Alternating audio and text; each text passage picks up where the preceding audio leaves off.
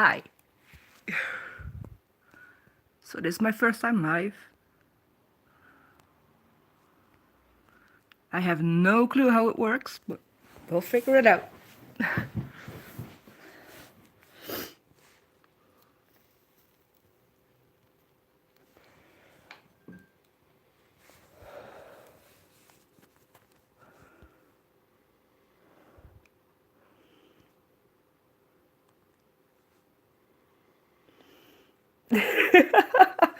I'm not that hot. What?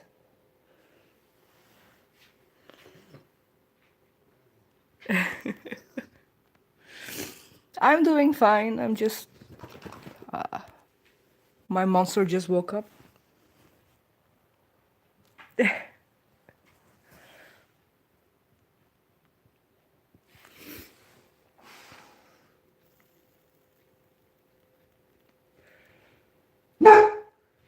Wolfgang, hush about. Well, I have two. Let's see.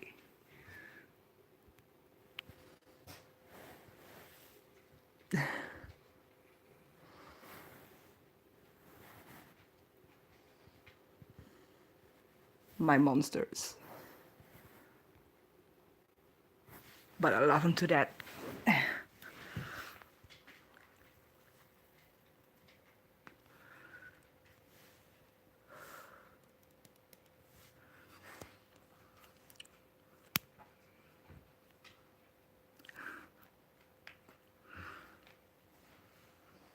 So, what do you guys want to talk about? Because I have no clue what to talk about.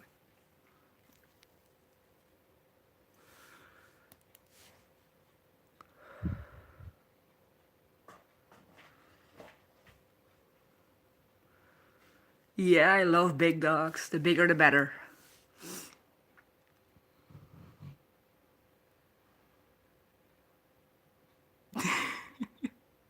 My accent? Well, I'm Dutch, like I said. Hi, good morning. Ooh, I love Great Danes. I have a friend of mine that breeds them. Awesome dogs. Well, I'm Dutch.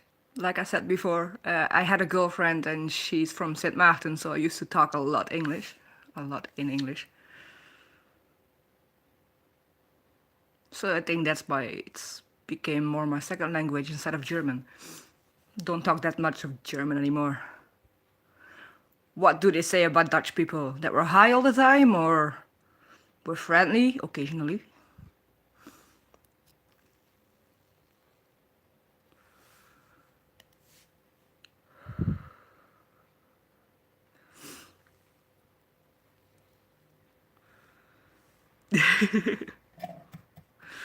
True, true.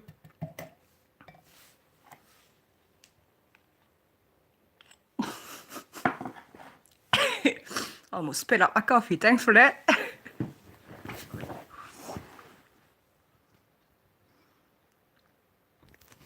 Well, I can show you guys my Christmas tree. I'm really proud of that one. I made almost all my ornaments myself. So let's see if I can turn it around.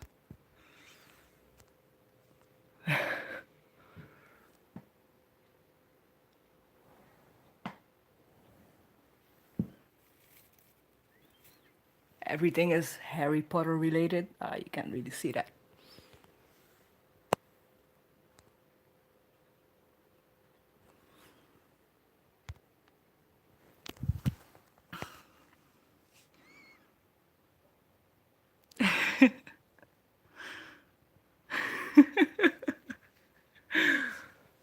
That's funny.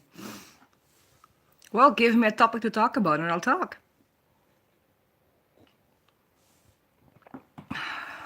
Oh yeah, coffee. Coffee's always good.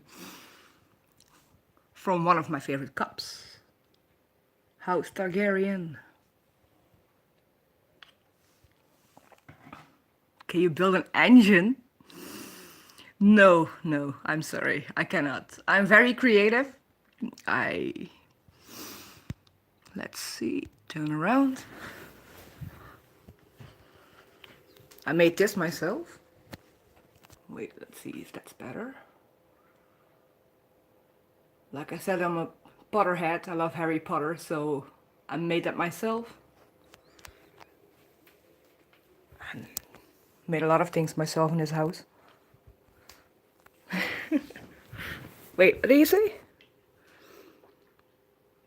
In any language. Well, I can talk to you in Dutch, but I'm afraid you won't understand anything I say. The parts of a 50s car. Well, I love a Chevy from 51. That's like my favorite car. Chevy pickup.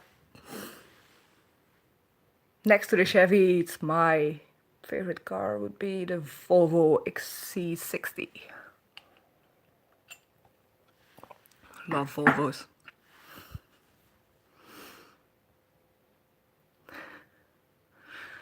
Oh yeah, I was gonna talk in a different language. Nou, ik kan het Nederlands praten, maar dat verstaan jullie waarschijnlijk allemaal niet. Birkenstock. That's German.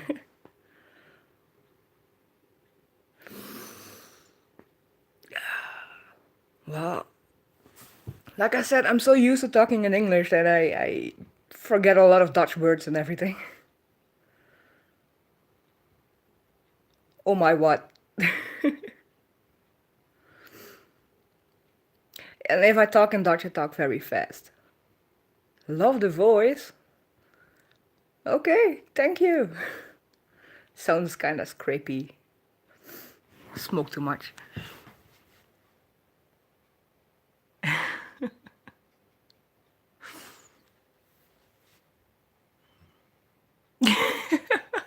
No, I'm not married. I'm divorced. I'm a happy divorcee.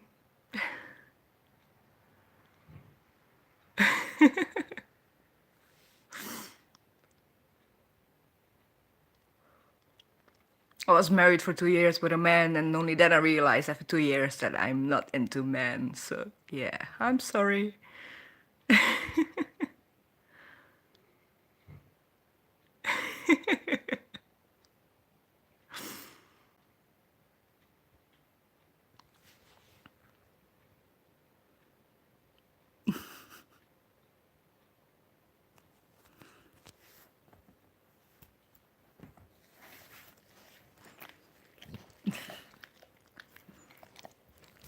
Nee, niet op schoot. Niet op schoot. Nee, we gaan niet op schoot. Dog overload. Ah, jongens. Kijk uit voor de tafel. Ik hou ook van jullie. Ja, ik hou ook van jullie. Nee. Het is goed, het is goed.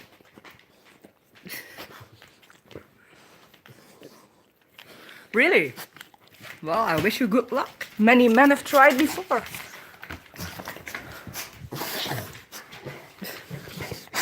Loop. Loop. Ga.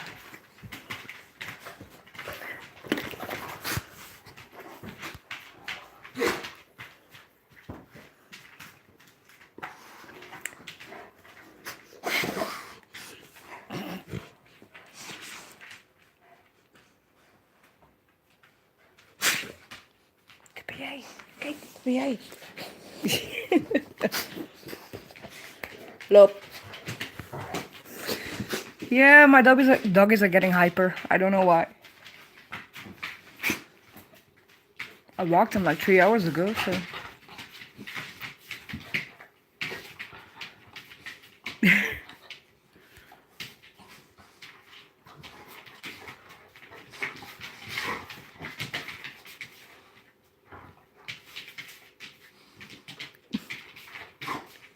Like I said before, come to Holland. We'll smoke a joint together.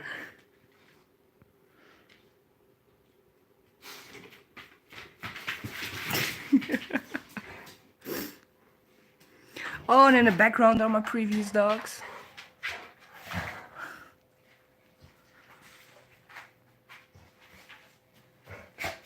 So Beethoven is my fourth Saint Bernard in my life.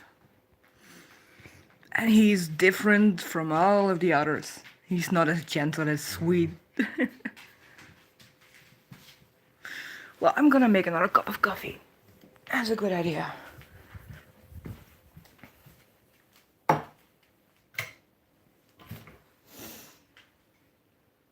German beer.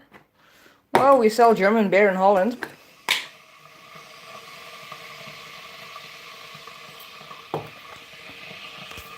Heineken's Dutch.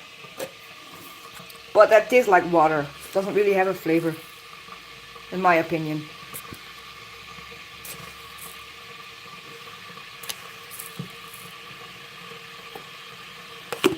At the moment I'm more into Radler. That's like beer with lemon in it.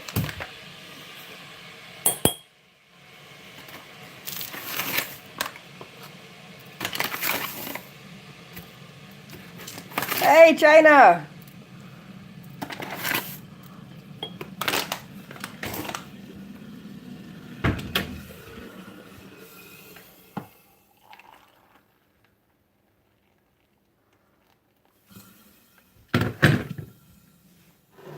Coffee is done.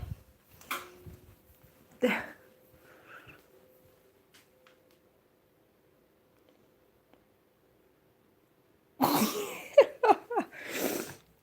Well, I don't know how you are when you're high, so. Plus, I don't take advantage of people, so that's a good thing as well. It's usually the other way around.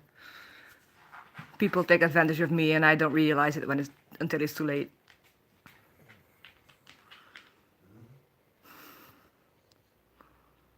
Never?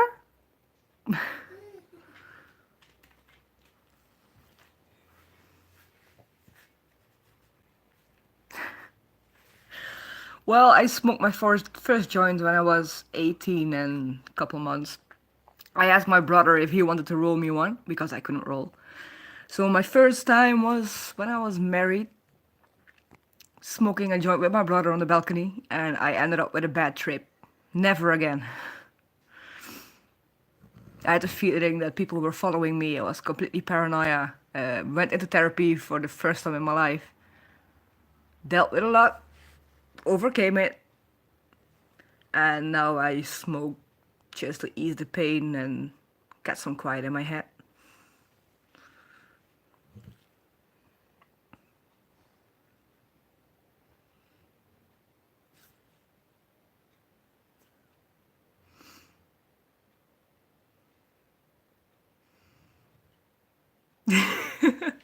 That's funny as well, yeah. Yeah. But I don't really make fun of people. I'm not like that. I'm pretty honest. Don't like lying, cheating, don't like that kind of stuff. Just be honest to everyone. What are you doing?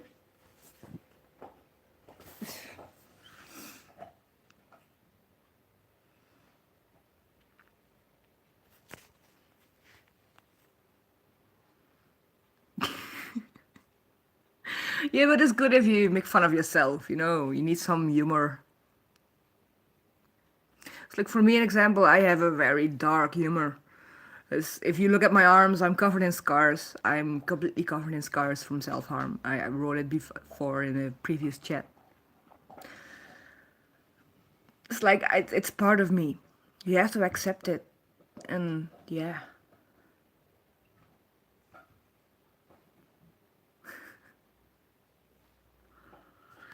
But because of all the self-harm scars, I have a very pretty dark sense of humor. So, yeah.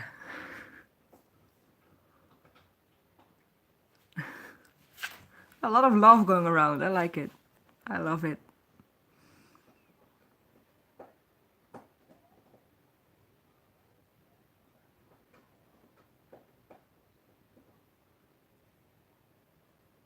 True, true. It's always a combination of the both. For example, my brother was a liar and a thief.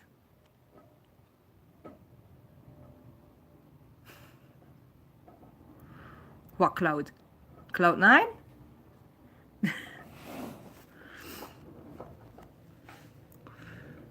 I know things too, don't worry. Maybe I know too much for my own good.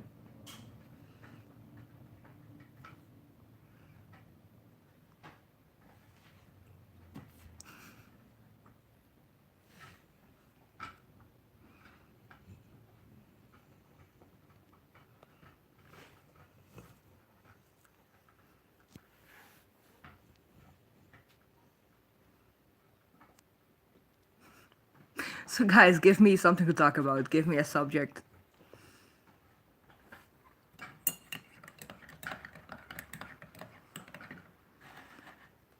Because I can talk about my life, but my life is pretty depressing, so not a good subject.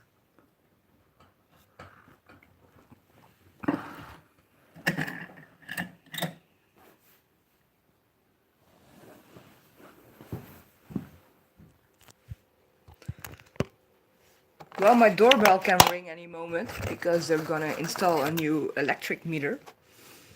So if I disappear, you know why.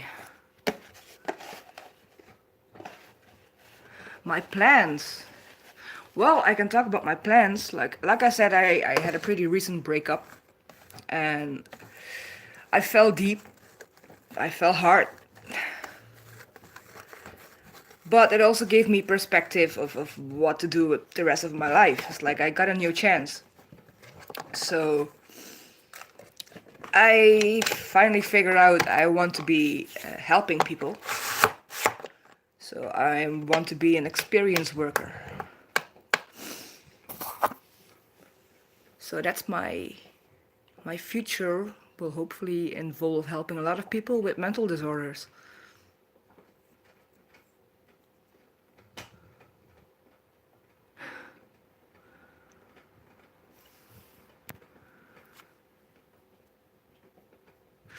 Well, I don't have to hide anyone from my family. Like I said, my life is kind of depressing, so family is also depressing. I have a brother, he abused me for years, no contact with him. I have a dad, he's demented, lives close to me, but I have a little bit of contact with him. And my mom died when I was 18, so it's pretty much me, myself, and I, and the doggos.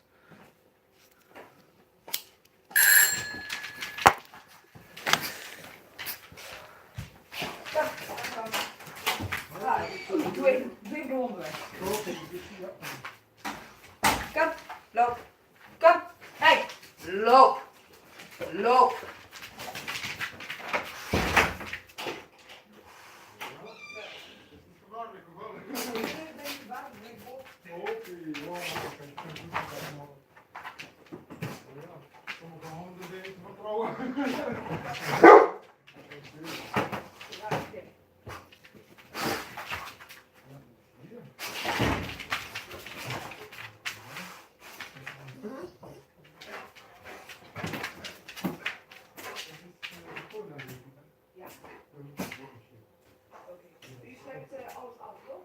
Ja, ik doe niet stellen, ik doe het horen. Ik doe de stroom uitpassen van huis.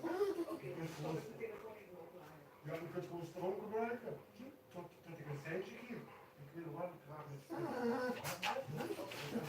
Warm water.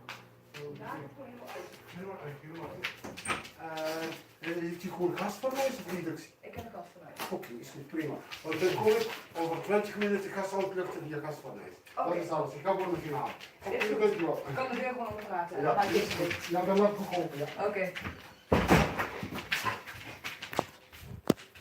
Hope you didn't hear that. Talking a lot of Dutch.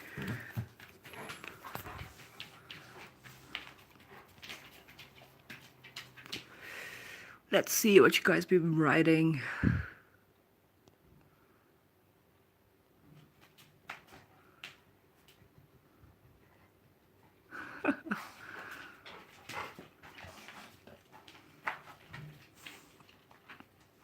It is gonna be a smart meter, yeah.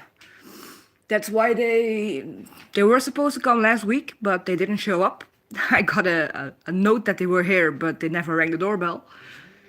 But they're back again. So now I'm gonna get a smart meter. I have no clue how that will turn out, but we'll see. Yeah, I had a lot of friends, but yeah, if you have mental problems, it's easy for other people to. Oh my god, my dogs are getting crazy. Gotta show you this. No.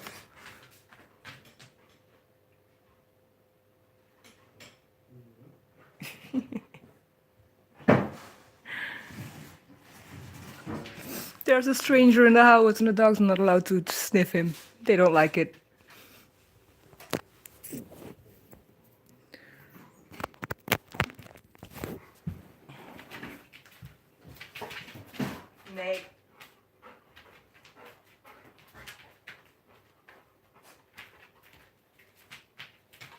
So,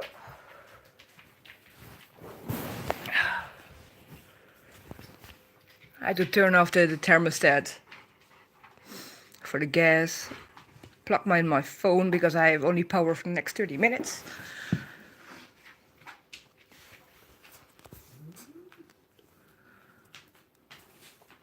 But yeah, I completely forgot what I was talking about. Help me, guys. Help me out.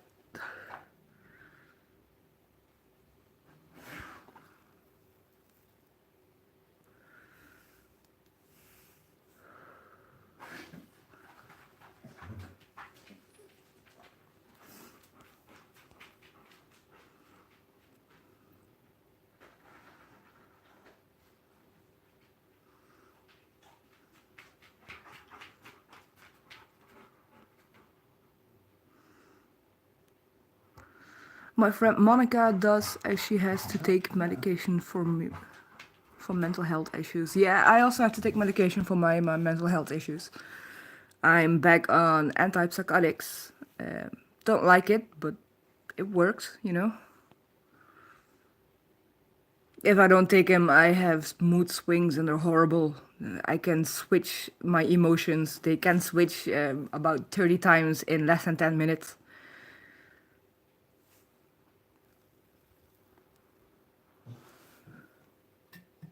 Well, my house is a rental, and because it's a rental, I have no saying about the meters. So I'm just getting it for free. Yeah, it's good to make sure that your friends are taking the meds. You don't get them for no reason. Yeah, I also have my great days and my bad days. Like today is finally one of my better days.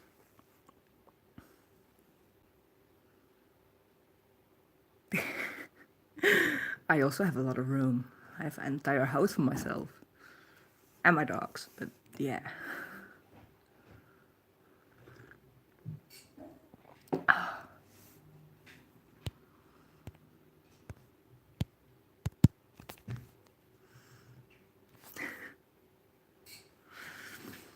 Yeah, mental health problem sucks. Like I'm diagnosed with borderline personality disorder,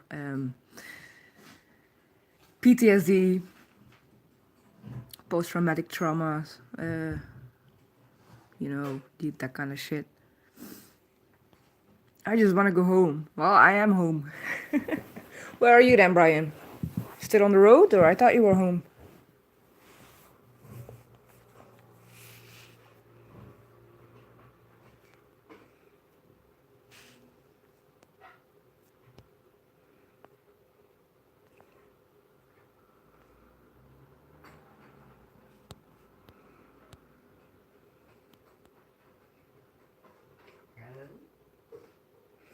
Oh, I just see it. Hi, Nash. Bumped into you the other day. Cool.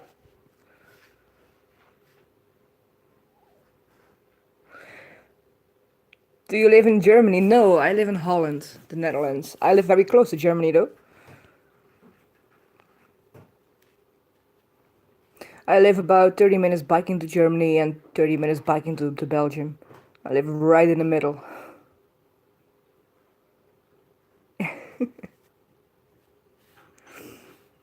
Like I said before, if I need alcohol, I go to Germany because it's cheaper there, and for tobacco and cigarettes, it's cheaper in Belgium.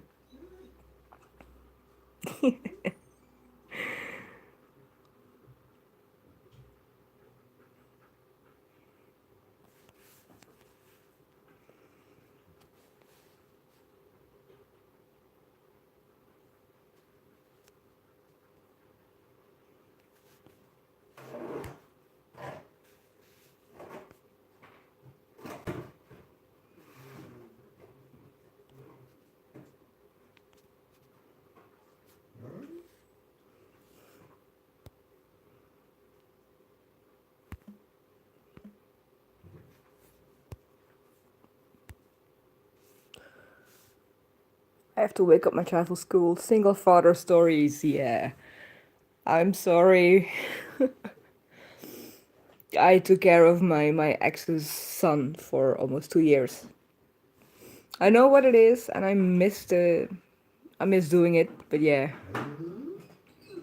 It's not always a deal breaker. I mean, most women like kids, most of them. But there's a lot of responsibility that you have to be up for.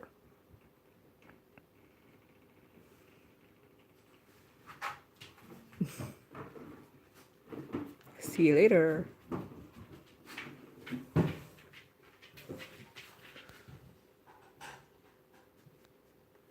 Back to Lady Di.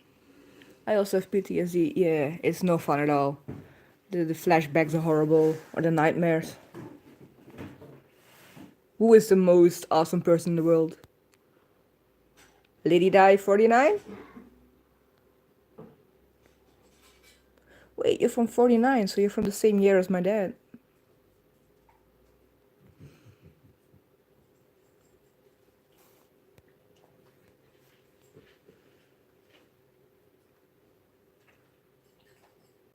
My parents were kind of old when they made me. My mom was 38, my father was 40 when I came along.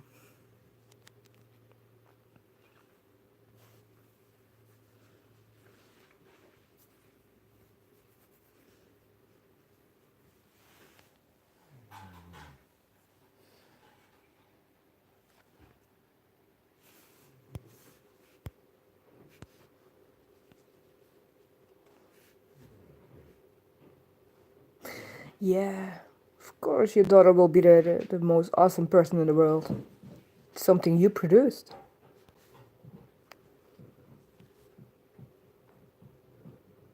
I would love to have kids of my own someday.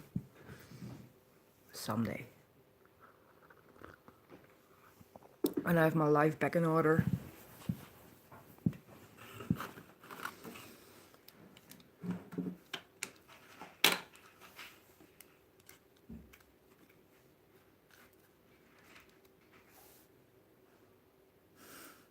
Like I said, my parents were late when they decided to have me.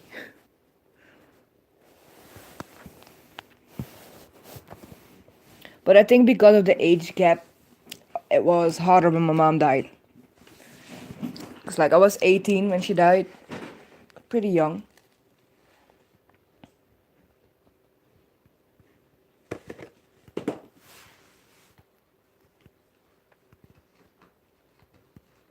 Making a cigarette, by the way. Smoke a lot.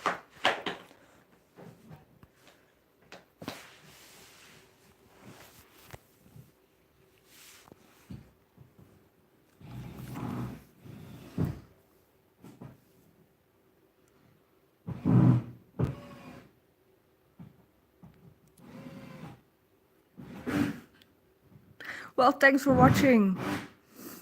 And have fun at work.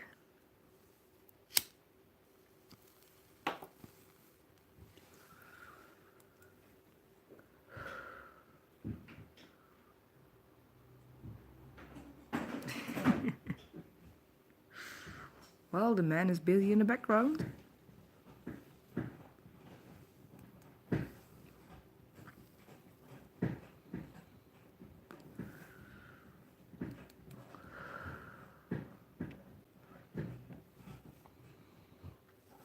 So what are your plans for today? Like I said, it's almost 3 o'clock here. What is it, 2:45 in the afternoon? I don't really have plans for today.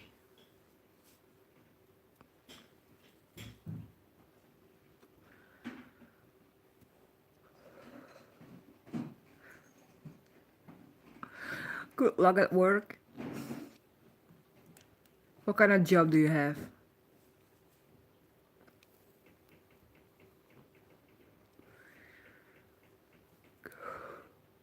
Well, when it was 6:45 here, I was still asleep. The secretary. Cool.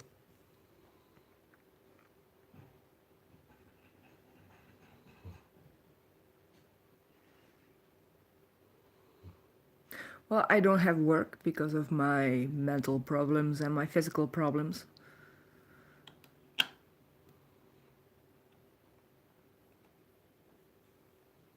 I've been on a waiting list since August for therapy, and I probably have to wait till March before I finally get an appointment. But yeah, sitting alone home all day is horrible. Not my thing.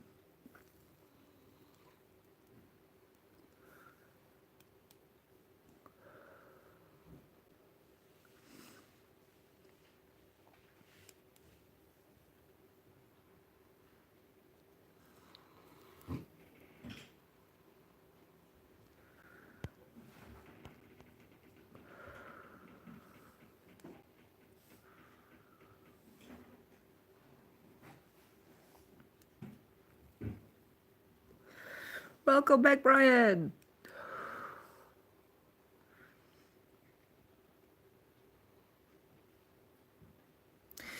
Yeah, I have a few hobbies. I'm creative. Like I said, I made all my own Christmas ornaments this year. I like to burn wood. That's also what I showed. And I'm a musician. I play the cornet. That's why I have that name. I think I opened my Google account in 2000, so that's why my name is Cornet Girl 2000. I play the cornet. It's like a. I actually have it standing right here. It's like a little trumpet.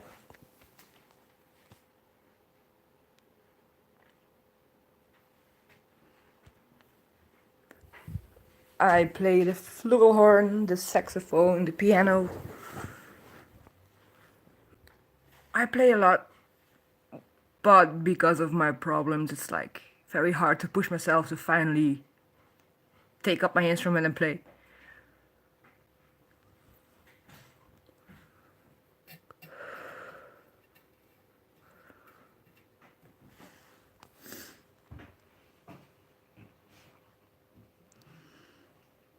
Cool, Plex. Yeah, I started to burn wood when I was in therapy, and I found out I have a talent for it.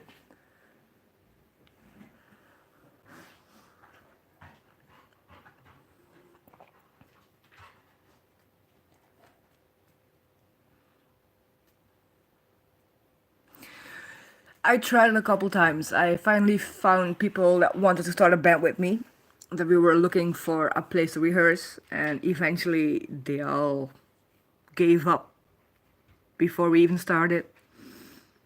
But I play in a band on Saturdays. We have band practice on Saturday. I'm a band geek.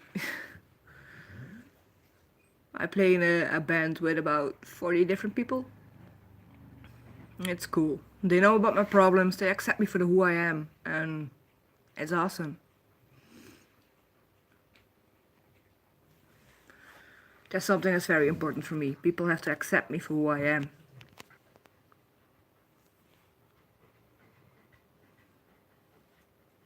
Thank you.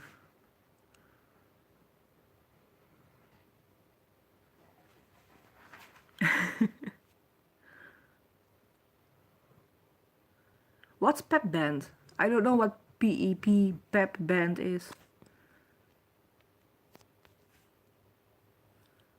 What kind of rules do you want, Brian? You're afraid we're gonna fall over you.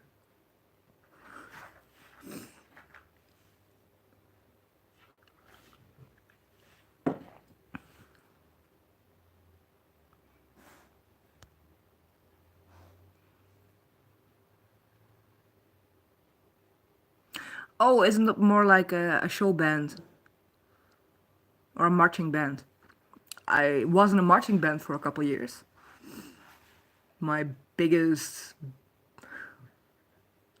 yeah, yeah. I played in a marching band, and I saw the Blue Devils once. They came from America, and I was like, oh my god, a band with 150 people and playing awesomely and walking awesome. I was like, yeah.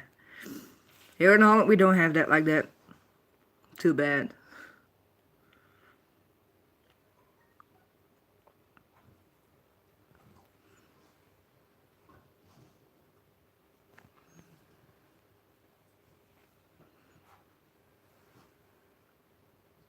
I went to a couple of American football games here in Holland, and they don't have a band, nothing at all.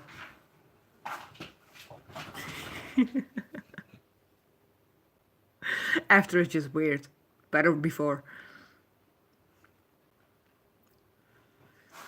Yeah, we had, um, damn, what's the word in English again? We had like championships, marching band championships.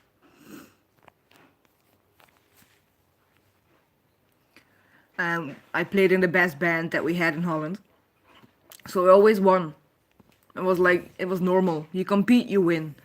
And eventually that wasn't a challenge anymore. So I found out, yeah, I was searching for a different band and I found it.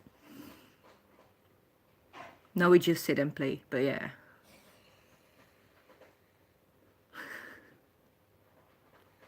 Stupid mouth, stupid mouth. Why do I say these things? For me, it's just impulsive actions, you know? I say things without thinking a lot. Or I say stuff very serious and eventually turns out that people think it's funny. Yeah, with the marching band, I saw almost every country in Europe. It was awesome. Every other weekend we used to go to a different place somewhere in the world. Hang on. Wolfgang! Wolfgang! Kom. Ik heb alleen geen toiletpapier. Dat is niet erg, ik kom alleen maar. Ik kom alleen maar te pissen. Nee. Ja, excuse. Ja, sorry. Nee, hier rechts. In de woonkamer. Hier rechts, ja. En een linkerdeur.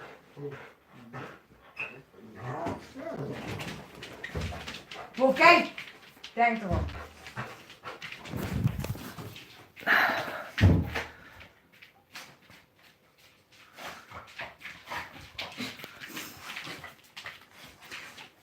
Sorry, I got interrupted. The person installing the meter had to go to the toilet. Let's see. It was wonderful meeting you this morning on your live stream. You're a beautiful lady with a beautiful accent. Looking forward to seeing more of you and being able to talk in the chat. It was lovely meeting you too. I always take care of myself. I have to. Thank you so much for being here. I have no idea how to pronounce your name. Kumanina Askari or Michelle.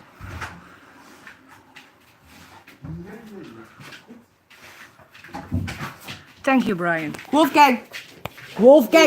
Hier! Die zijn groot. Beethoven, hou op. Ja, ik heb nooit zo groot hoor. Af. Maar ze zijn wel lief hoor. Af, helemaal.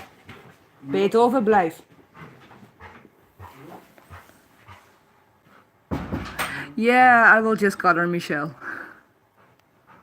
If I would pronounce it in the Dutch way, it would be Michelle.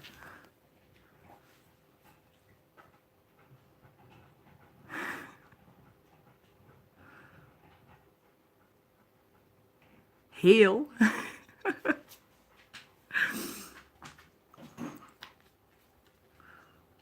Yeah, with my talking, my Dutch accent has a habit of popping through.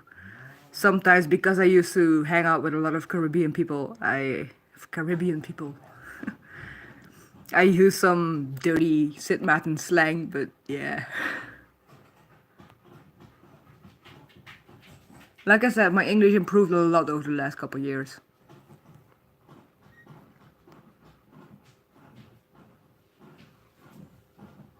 Diana.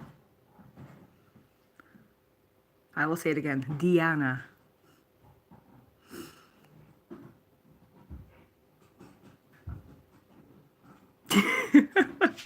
How do you mean process?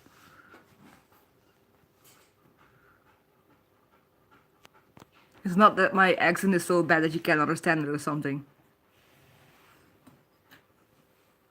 And you're welcome, Diana.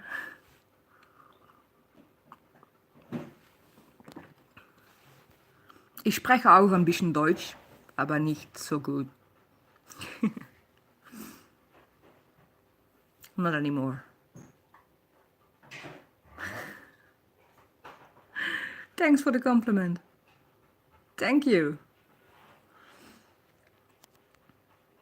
But yeah, being Dutch, if you go to school, we have a couple of languages mandatory. So you have to, first class high school, you start with Dutch, English, French, and German. And eventually, after 2 years, you can pick and choose what you drop. I didn't drop anything. Oh no, no, I dropped French. French wasn't my strong point at all. I can pronounce it perfectly. I can read you entire books in French, but I have no clue what I'm saying.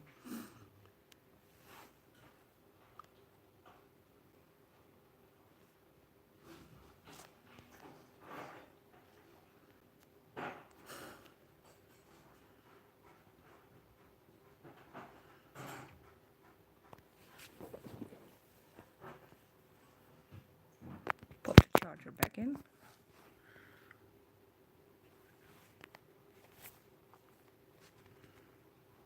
So guys, give me a subject to talk about. What's on your minds? What do you want to discuss with me? Keep me talking. Keep me talking so Brian can hear my angelic voice.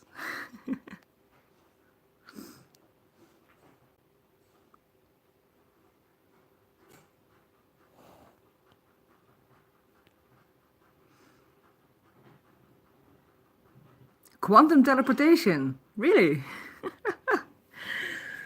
Well, it would be awesome if you could teleport.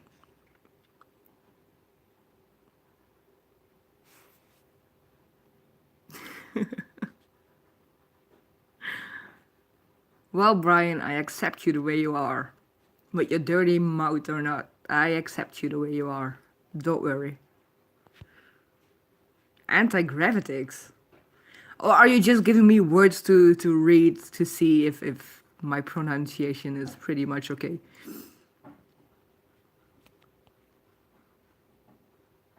Anti-gravitics. Gravitics. Anti-gravitics. I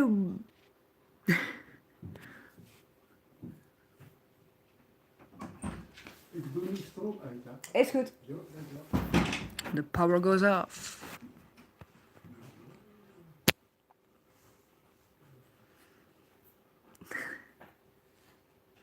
How's the weather there? Well, let me get up. And it looks like I'm going to my 4G in a bit. So don't get mad at me if I'm gonna hang up for a bit. If it's gonna load for a bit. I'm just here.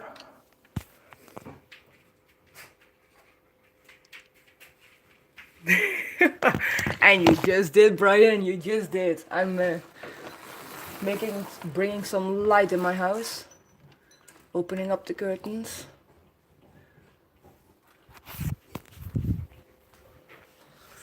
And now the other one. I somehow love living in the dark. If I'm sitting in the dark, no one can look inside and see what I'm doing. So let's turn the screen and show you my outside. At the moment it's windy. And I'm back. Yeah, it's cloudy. And if you look in between the trees in the background, you can see a little tower. That's our couple towers from the castle that I'm living across from.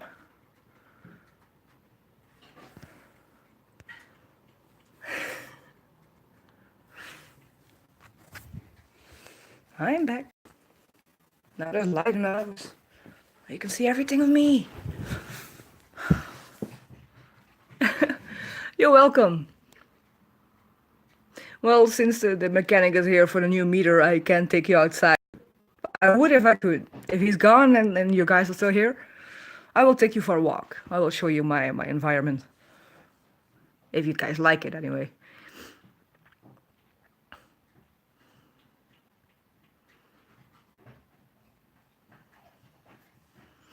Oh no, we don't have snow. Let me check the temperature. I'm back. So it's at the moment 50 degrees Fahrenheit or 10 degrees Celsius.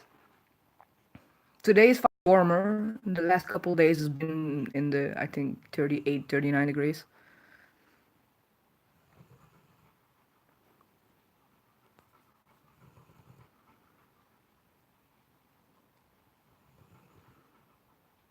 I'm waiting for snow though. My dogs love the snow. Last year we had a lot of snow in a couple days. They loved it. It was the first time they saw it in their lives. Yeah, it's gonna be cold again here. I'm secretly hoping and wishing for a white Christmas.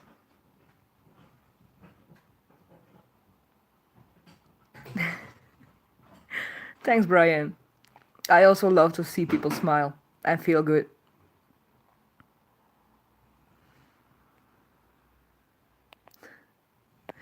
Yeah, I think all dogs love snow. Don't eat the yellow snow.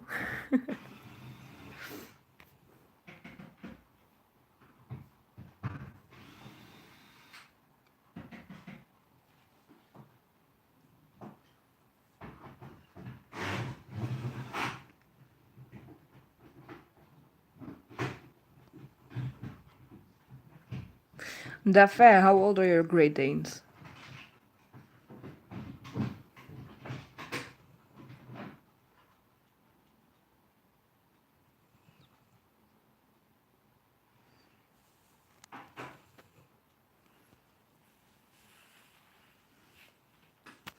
You know what? It's definitely winter over here. Winter has come. But Holland winters is horrible. It's like rainy, cold, windy. Occasionally a couple snowflakes. Not that much. Oh, did you keep all the babies? Like Wolfgang, the black one over here, he's almost 2, and Beethoven over there is 1.5.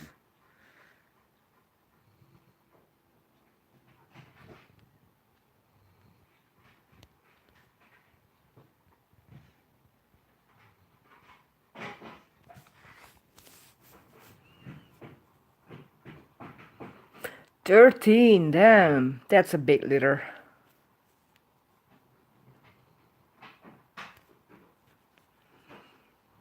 Yeah, I guess so. I have never been to the Pacific Northwest area. I have no clue where it is. Probably somewhere in America.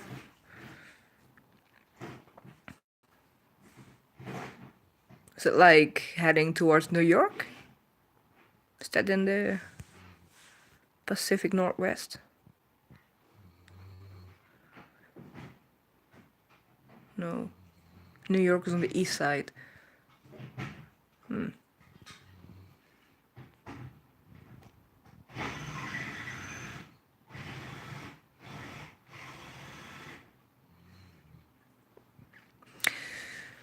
Yeah, that's true. Milk replacement for littlers. Yeah. I have friends. They breed Irish wolfhounds. So the biggest breed there is, basically. They're awesome.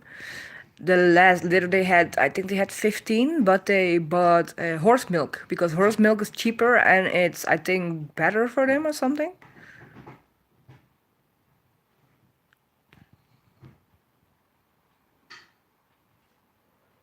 Llamas, really cool. I had a German Shepherd before when I was married.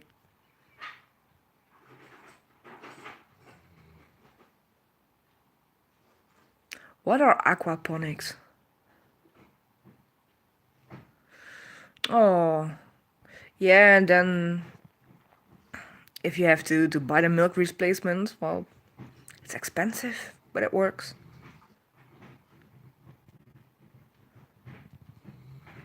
How do you mean, Brian? You came to Denver and tossed your life away. What did you do? If you want to talk about it, I'm here to listen.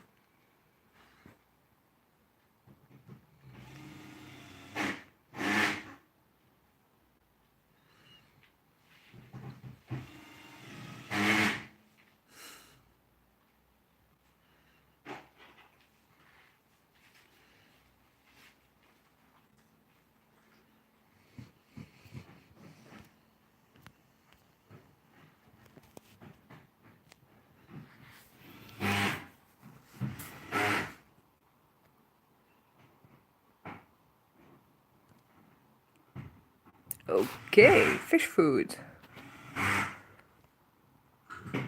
Cool.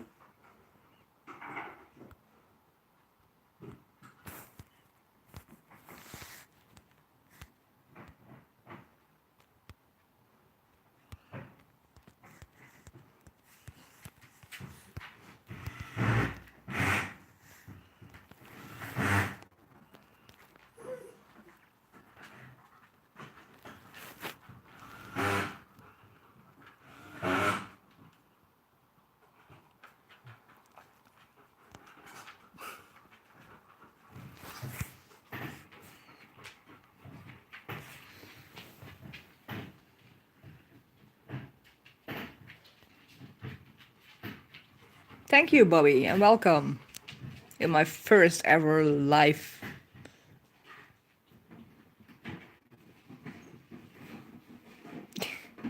Thanks, yeah, they're awesome.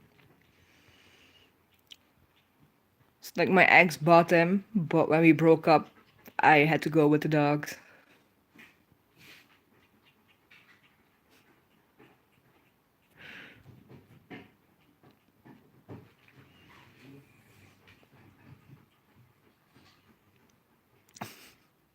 Okay, Brian.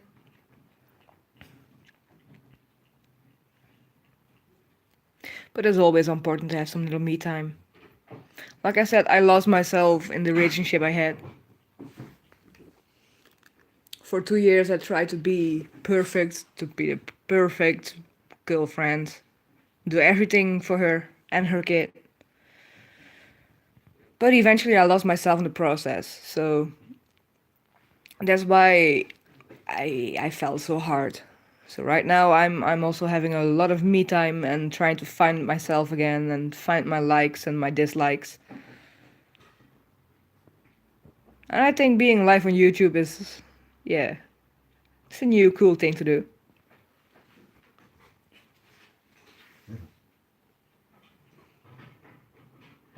It's like a couple days ago, I figured out that if you search on words like chat or talk, and then you search for live videos, then you end up by people actually doing live videos. Been having a lot of me time past few years. Yeah, but me time is good. True, it's not healthy at all. And she didn't accept me the way I was. Like, I quit smoking for her. I quit my medication. I tried to be perfect, the perfect girl, the perfect me. But in the end, I realized that I didn't. Something went wrong with my internet for a bit. My Wi Fi is back on, and I'm sorry I just burped.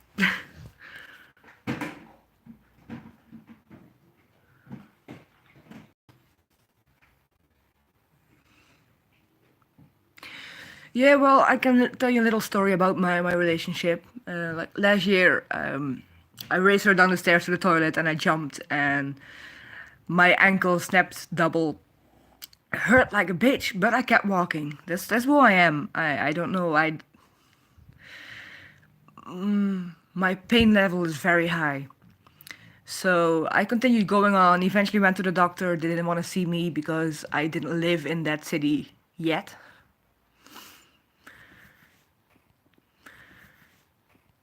But like 3 days later, she broke her ankle. A couple months later, I found out I broke my ankle the same time. So it hurt like hell and it was broken, but I kept walking. But in my head, because she had her ankle broken, she needed, yeah, care. I needed to care for her. It's like don't even think of what's going on with you. Push all your pain aside and take care of her. So from being basically I was home walking the dogs, taking care of the dogs and her kid, and then I started to work at 6 in the morning, drop the kid off at school, take care of her, did everything I could, and that's like the first step where I went wrong.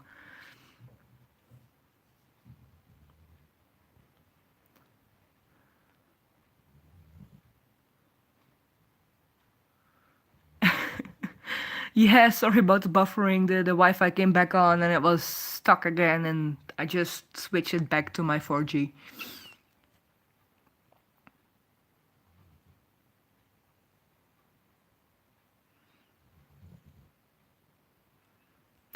So yeah, because of me trying to be perfect for everyone, I lost track of myself. Like last year, I broke a lot of bones, but I just keep walking. I just keep. Any relationship is give and take, but yours was all give, not get. True. True. The last months I was there, I completely. Yeah, I redid her home. I painted all the walls. I filled all the holes. I made sure that everything was perfect because her cousin was gonna live with her. And in the end, I finished the house, and 6 weeks later, she broke up with me. So yeah, I felt used.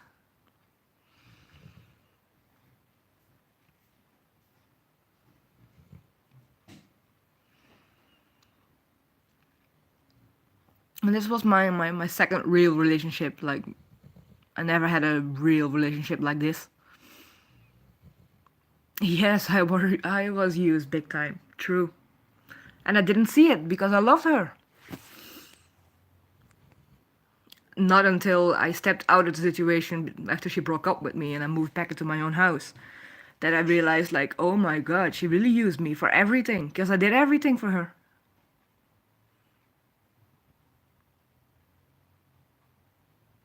Yep.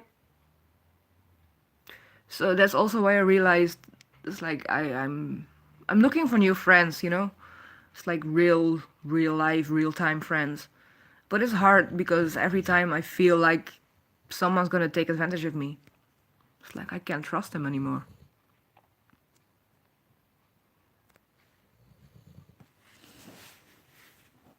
Trust is a big issue. Yep, true. The world is full of being used. And the abusers. Of the users.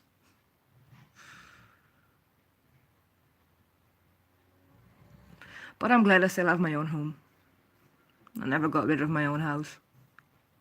That's a positive thing I did. It's like you never know what happens.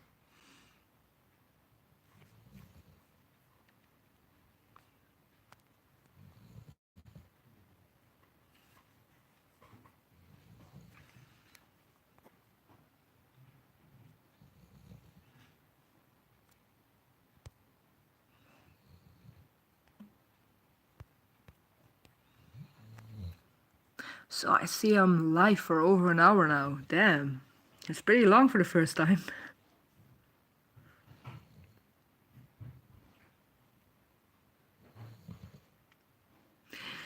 Yeah.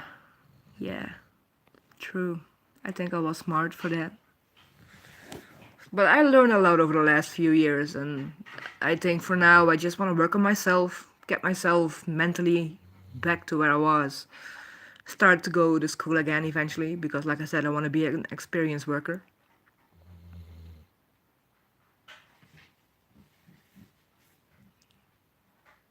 Cool. Thanks, Dafe. Dafe. Is it Dafe? Is it Dafen? Dafe? Is it even French?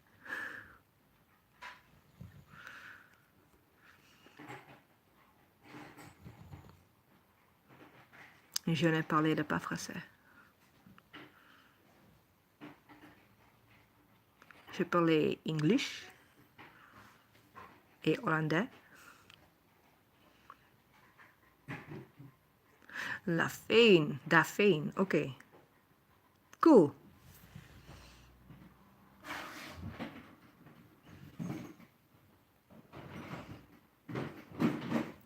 I think the man is almost done.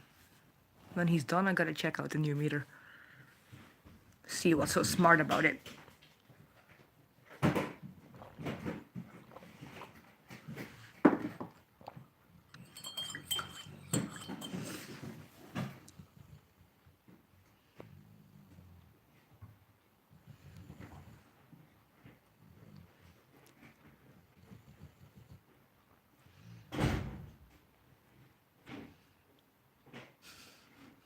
I think he's done.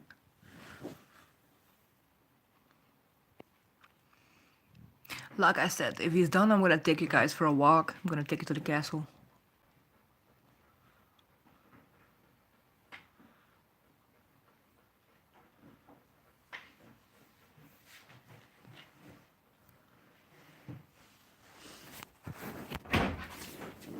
Wolfgang? Wolfgang? Die thermostaat is die goed of heb je misschien storing cv denk ik? Ik heb hier op 22 gezet. Ja, Kan is even naar het de vlammetje niet? Zo. Zal ik even naar boven naar de zolder lopen? Als je wilt, is je niet fit, cv-ketel? Wat niet? Niet fit? Of wat zo? Ik heb geen idee wat er Kun je hem resetten? R-knopje drukken. Als het niet lukt, dan kom ik wel, hè? Ja. Je heeft een R-knopje of een reset. Moet je eventjes... Anders doe ik het wel als je wilt.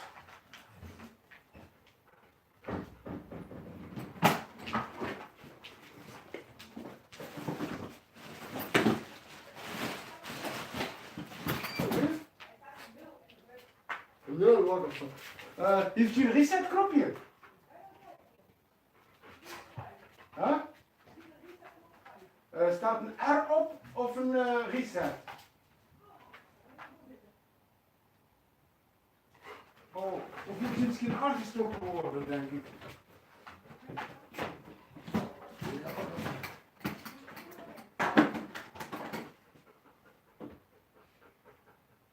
Ja, ben ik aan het komen. Ik kan even een beetje kijken of het ligt.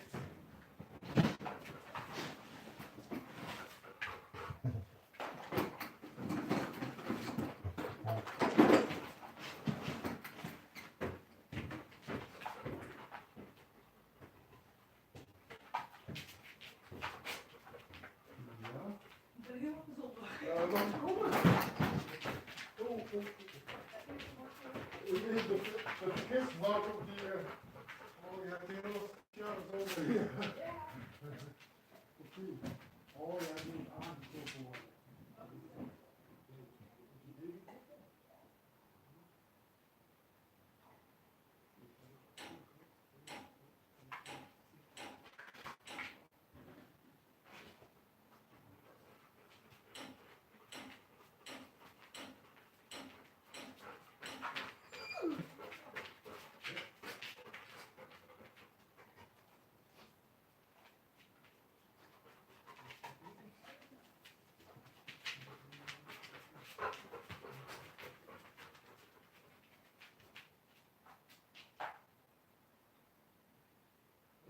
Alleen verwarming of ook warm water?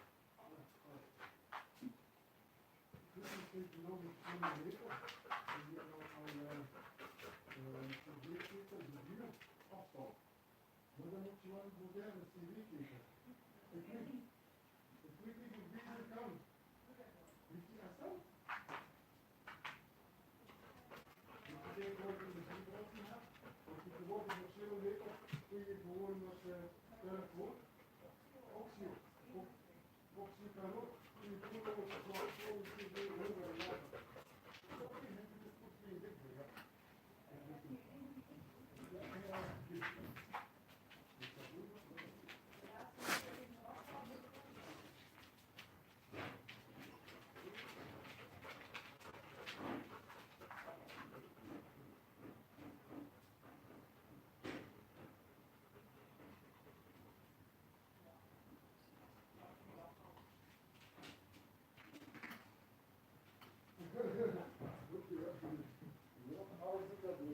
ik ben klaar.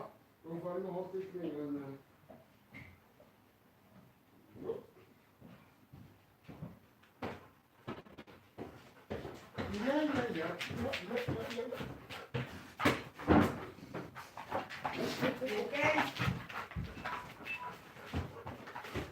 Ja. Loop. Loop.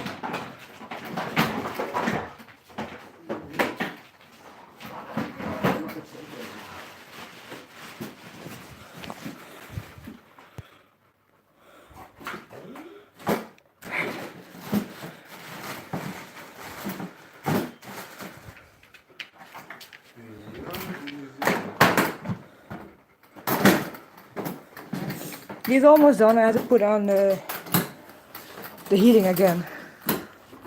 Just gotta sigh now. I'll be right back.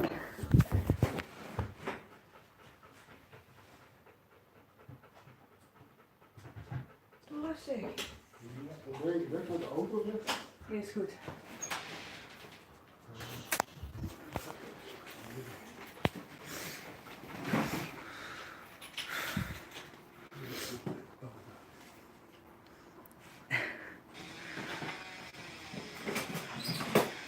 Had to throw the kid out. What did you do? Throw it in the bus? I hope not under the bus. Yeah, I think so too. It feels very, very welcoming with all these people here.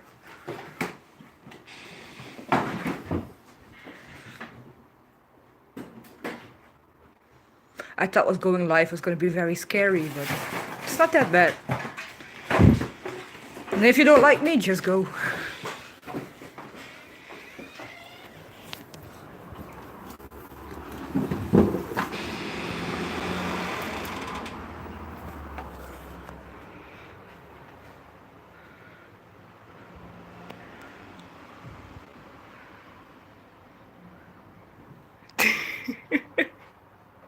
Time to go to bed, Brian.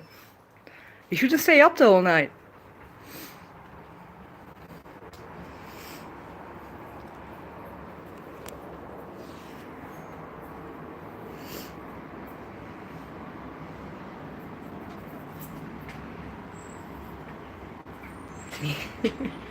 Want me to sing you a lullaby? Or play you a lullaby?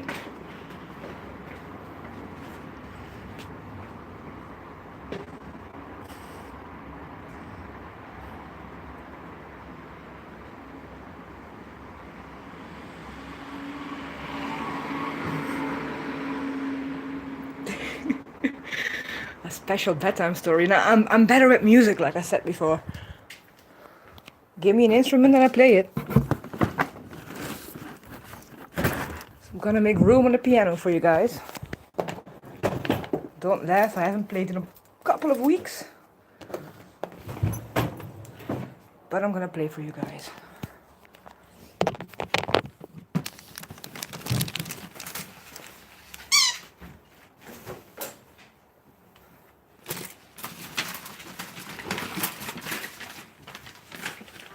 Wolfgang! Beethoven! Hier! Naar binnen, en gauw.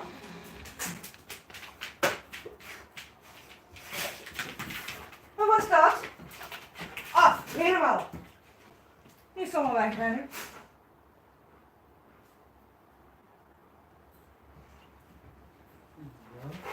Nee. Ga af. Kijk erop. Als je nu meekijkt, eerst naar oude standen. Ik heb foto's van gemaakt. Kijk of ik heb die goed overgenomen. 22, 459. 19, 7, 18. Ja. Zo. En hier 3, 2, 3, 2, 9. 3, 2, 3, 2. Als je wilt hier een handtekening tussen de stickers. Ja. Alsjeblieft. Ik nog even focus.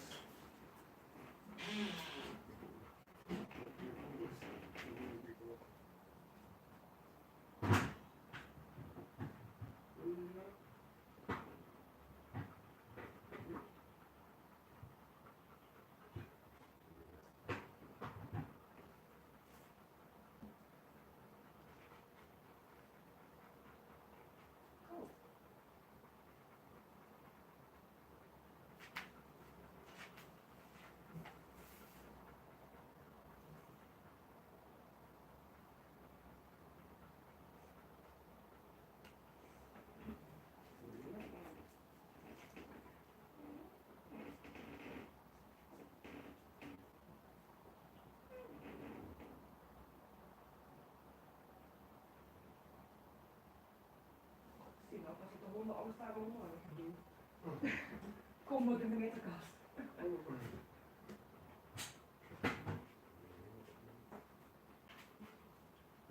Je weet al, wat slimmer weet, dan heeft hij nog heel veel mogelijkheden. Hè? Je moet je moderne CV kiezen, maar moet je toch proberen. Het kan met zo'n CV kiezen. Want tegenwoordig, omdat die hier computer is, een hele computer, dat is zo dat deze meter kun je bijvoorbeeld door een thermostaat en kan zelf bepalen hoeveel hij gas krijgt. Oké. Dus hier anders dan andere die van vroeger. Dus jij gaat niet meer extreem veel gas gebruiken wat ze nog niet doen. Als je dat instelt, dan is het gewoon normaal. Maar als je bijvoorbeeld, kijk, Je moet wel wat zuiniger zijn met een gas natuurlijk. kijk, je kunt bijvoorbeeld deze, hoe heet het nog, Oxio, hè? Ja, ook zo of die andere. Er zijn heel veel in de Oxio, sommige zijn van hier, sommige werken nog. Moet je kijken welke. Ik denk dat je die deze app moet doen. Kijk, je kan deze app, dat lukt niet in eerste, sommige nog steeds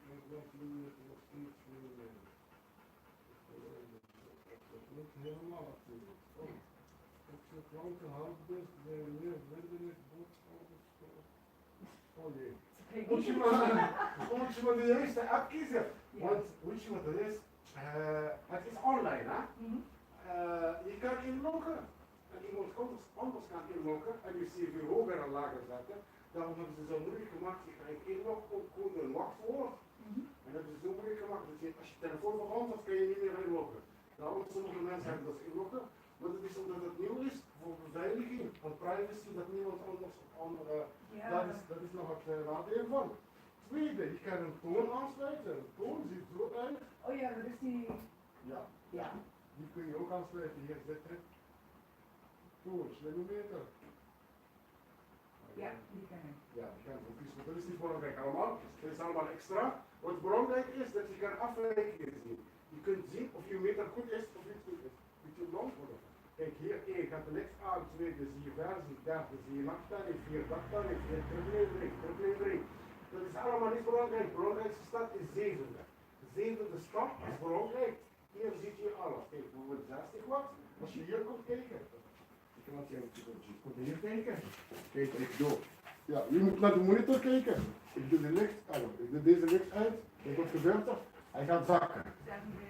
Kijk, als ik hem licht aandoe, dat is de vermogen van deze lamp. Kijk hoeveel stijgt hij. Ik had 52, maar dat is 55. Van 52? 60. 60. Dus van Dan 60. heb ik 200. Zo.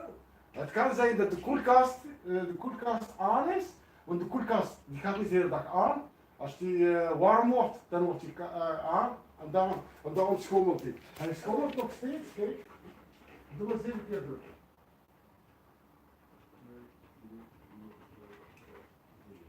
Ja, 176. Kijk, ik doe deze uit. Gaat hier aan. 169. Doe deze aan. 176. Dus deze lamp is ongeveer 9 watt. Hè? Dus als ik bijvoorbeeld in de winkel koop, alles wat ik koop in de winkel lamp is 40 watt, 20 watt moet kloppen. Dus als je in de winkel koopt een lamp 20 watt, ik doe hier aan, zo. Zo doe ik aan, 20 watt, hij moet op 20 stijgen. Stel eens voor, ik koop een lamp van 20 watt en die stijgt naar 30. Doe maar 7 keer drukken. 1, 2, 3, 4, 5, 6. Nog eentje. Als je nog eentje. Ja, is genoeg, ja. Stel eens voor, als je koopt een lampje van 40 watt en ik doe hem daar aan en hij geeft je 50 watt. Dan heb je afwijking in je leven. Snap je? Zo kun je afwijking dekken. Die zijn getest, die zijn allemaal goed, maar het kan zijn bijvoorbeeld over 5 jaar. Dus je kan je niet garanderen dat het bij levenslang. Sommige mensen na 2 jaar, na 3 jaar. Dus af en toe, als je de rekening niet klopt, kom je gewoon hier 1, 2, 3, 4, 7 en dan testen. Bijvoorbeeld met deze. Deze is 9 watt, doe je hier 40 watt of zo. Want jij weet. Wat is het gemiddelde gebruik van één van uithouden? 1 persoon. Als het flat is of of gewoon een huis. Ik heb flat gehoord. Flat. 15 per dag. 15 per dag. Je ziet je ongeveer op 5000 per jaar. Dat is ongeveer 60 euro per maand. Dus als je meer dan 15 per dag hebt, dan zit je boven gemiddeld. Ja, Dan weet ik ongeveer. wat ik moet gaan doen. Ja. Dan ga je alles even controleren. Ik heb eigenlijk, want ik heb geteld. Ben mij 5, iedere dag 5, maar, want ik ben de hele dag aan het werken. Ik heb een flat, ik heb geen cv-ketel, ik heb gezamenlijke verwarming, ik gebruik heel weinig stroom. Maar in de weekend gebruik ik 20. Dan doe ik was, alles, oké. Dus je weet hoe je kunt afwijking zien. Ja. Gewoon 7 keer drukken. Ja. Ja, en dat testen. Nou, hier heb ik een filmpje van Toon, maar je kan Toon al laten, Ja. dus gelukkig. Dat is Ik hier. heb dat gedaan van de BB. Ja.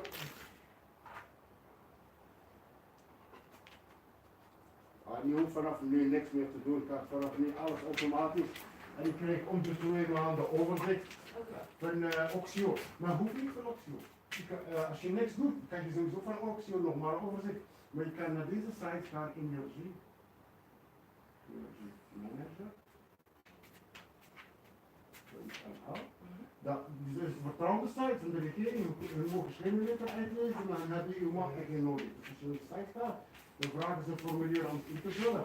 En dan krijg je van hun meer overzicht, krijg je van hun tips. En dat is niet alles. Je kan het ook overzicht krijgen van deze apps. Er zijn apps, onafhankelijke apps, niet van Oxio, bijvoorbeeld deze.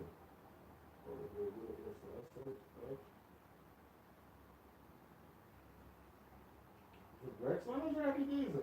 En je hebt ook deze staande. Deze staande. Nee, dat staat niet deze. In ieder geval, ik zou eerst liever de apps voor de energieleverancier gebruiken. Die apps, ik kan je niet garanderen dat ze veilig zijn. Die site is wel veilig. Die site is wel veilig. Moet je niet bij iedere site gaan, deze site is, want dat is nou privacy, een beetje voorzichtig, dus Jazeker. ja, dat is nog het nadeel. Ze zijn nog aan het verbeteren, dat het echt geheim wordt, maar ja. Als je wilt hier een hoofdrekening, zo, ja. Nee, het gaat automatisch, is goed, is goed. Prima. Goed. 9 hand. Oh ja, oké. Dat was het bij de dag mevrouw. Oké, dag gedaan.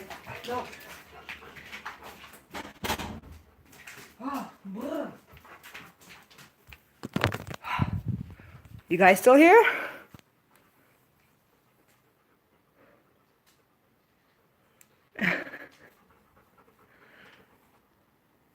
Yeah, I was cleaning up my piano because I was gonna play a lullaby. But I'm back. My meter is working. I have power again.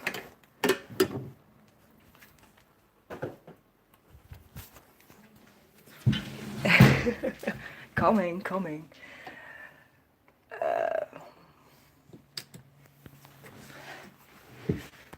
So, what are we gonna play?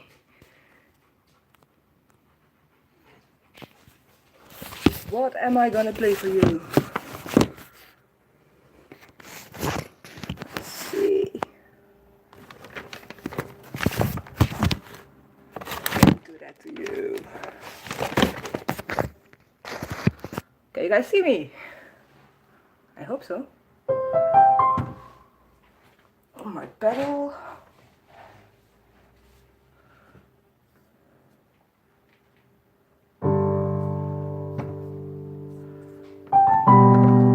Ooh. Fuck.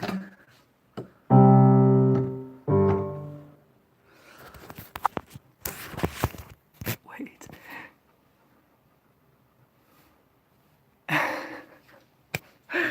Well, let's play you something then. Don't play it too loud.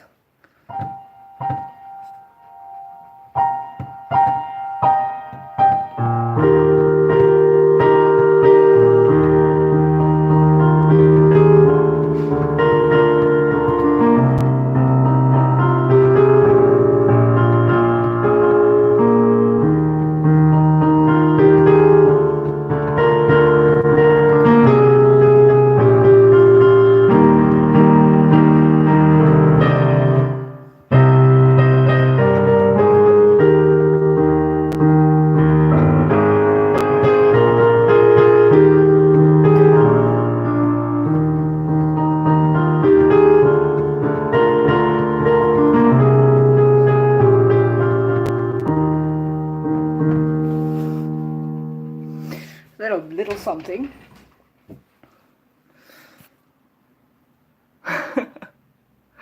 Now you miss your piano, really.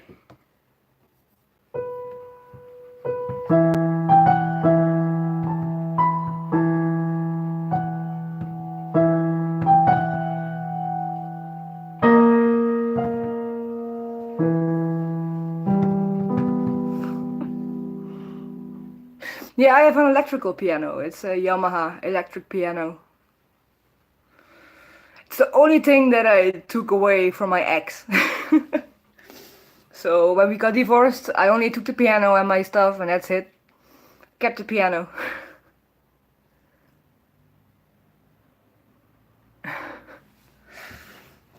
Well, I'm thinking of songs, but I can play, but I mostly play everything by head than by heart. Cool. Love Yamaha. Let's see, what can I play for you?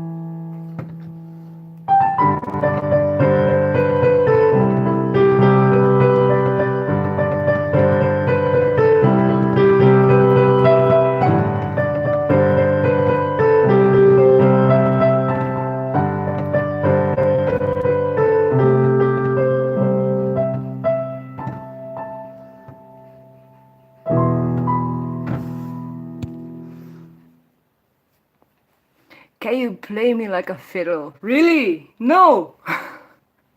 Behave, Brian!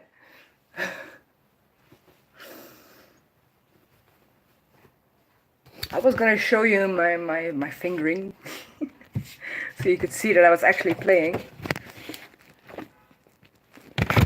But I have no clue how. Let's see if this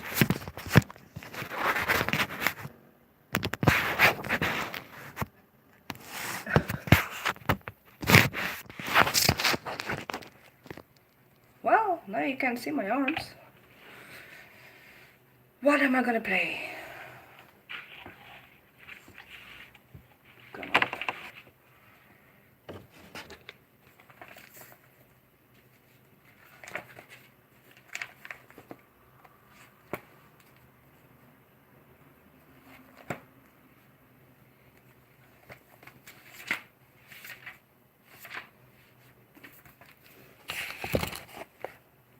Ah.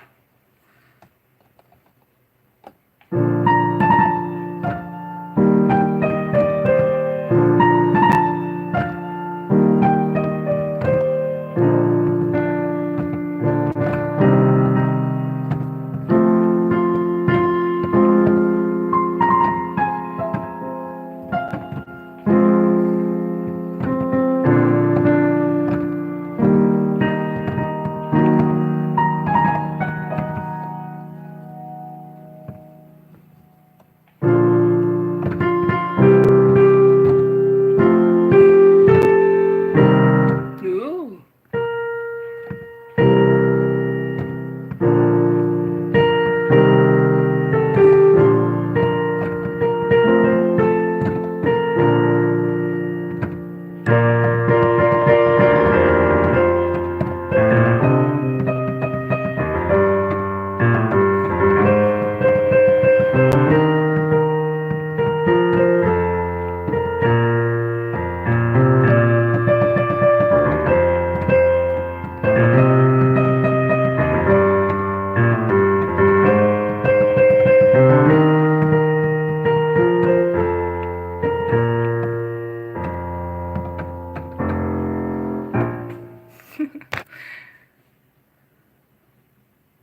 Wait, what's going on?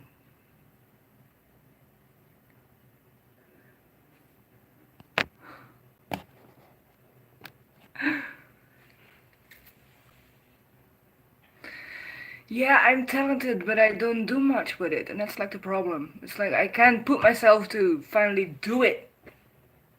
Same with this, like I taught myself how to play the piano when I was like 9 years old. I loved it, but I never learned how to play the left hand properly.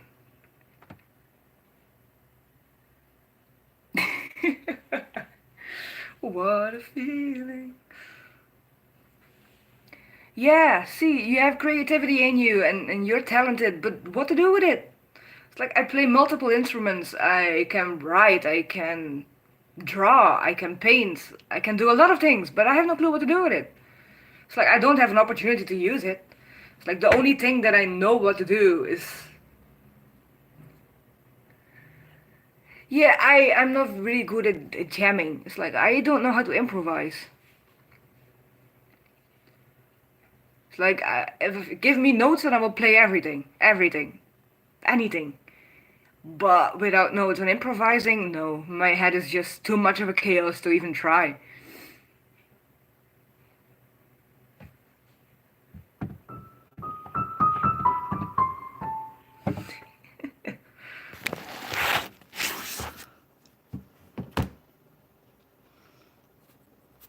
Ooh.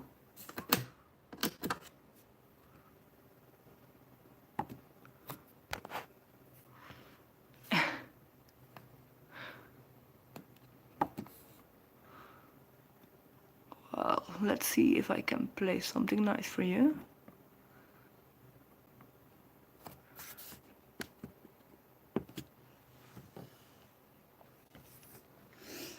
Let's see how far I come. It's been a long time since I played this.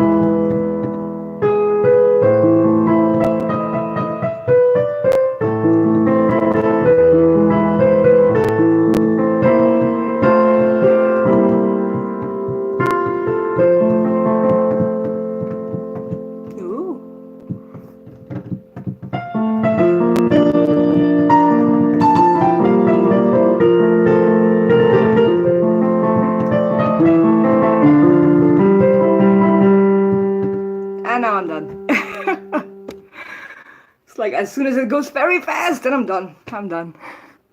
Wait, what guys? What are you talking about? She's a broken lady waiting to be mended. And have what left of the pieces put back in place. True, true. Play the piano part of Caterpillar Girl. I never heard of that. Caterpillar Girl. And like I said, I'm not that great at the piano. It's like mostly what I taught myself. I can read notes with my right hand. I can play everything, but my left hand is a problem.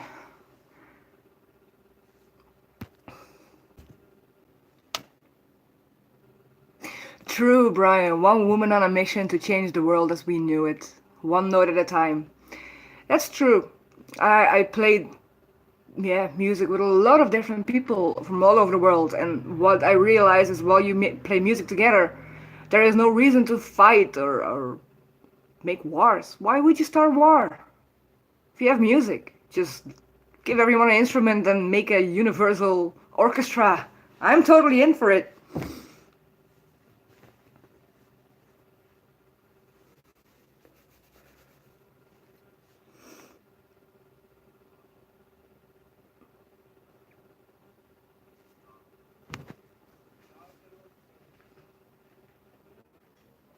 Let's see how I still have some battery life.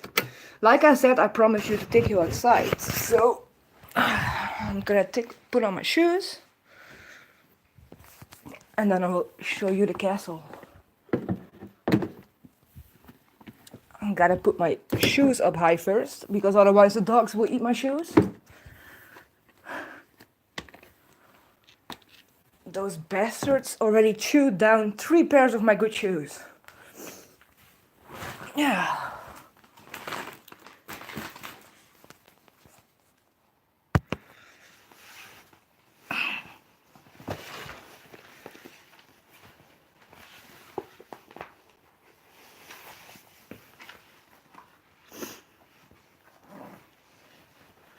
I didn't even finish my coffee.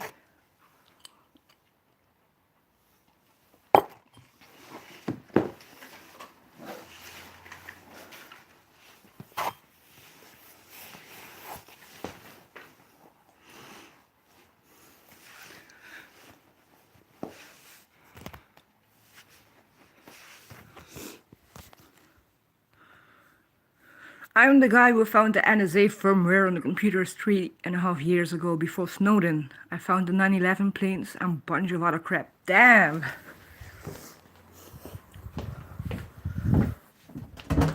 Well, I'm gonna go to the toilet for a bit. I'll be right back.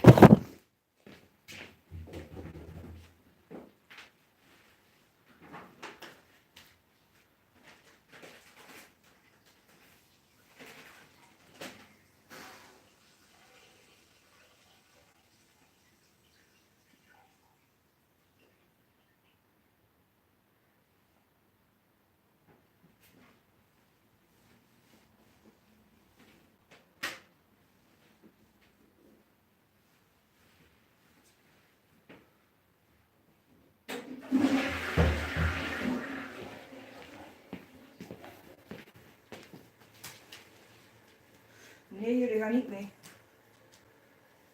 Nee, als ik terugkom.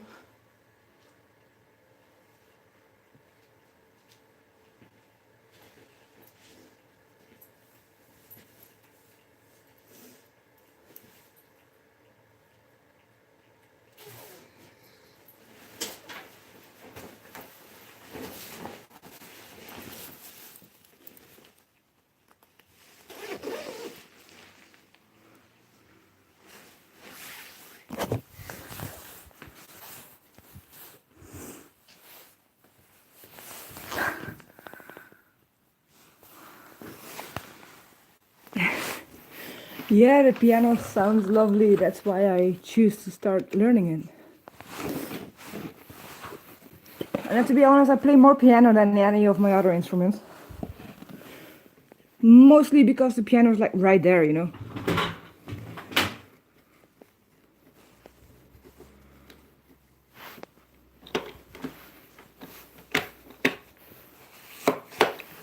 A cigarette for the road.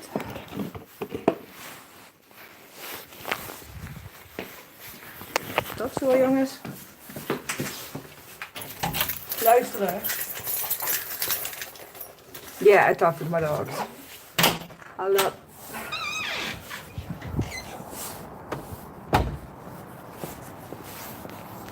I'm tired.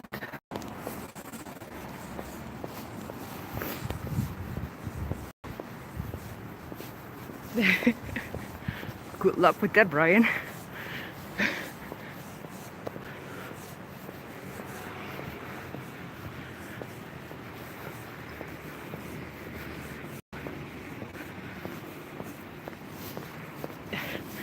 Well, I'm gonna switch the screen because the castle's gonna pop up any second now.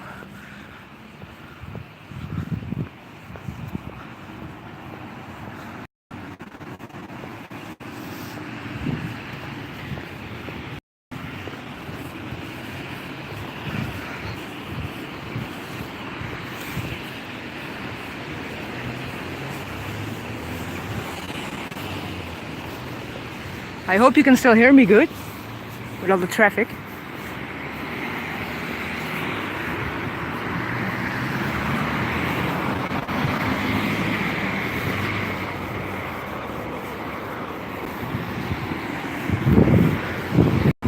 Well, you're welcome. It's not like I have that much to do.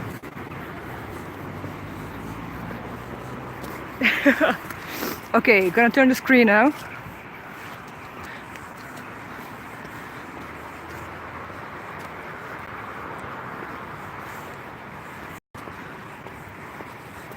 Oh, Brian. You know it's not true. Plus you have enough to live for. You have a beautiful daughter.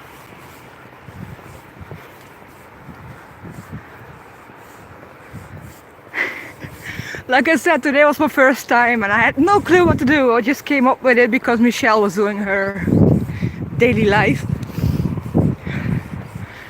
So yeah, why not take you on a tour? Over there we have a pond to fish.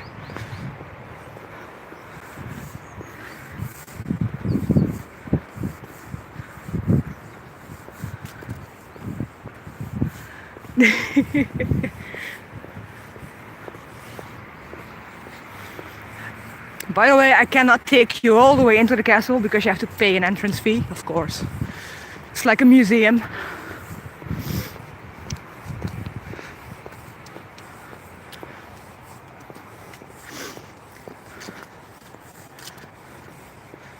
A couple of weeks ago they opened a new restaurant in the castle. But I think it's like a Michelin star restaurant, very expensive. I'll never eat there.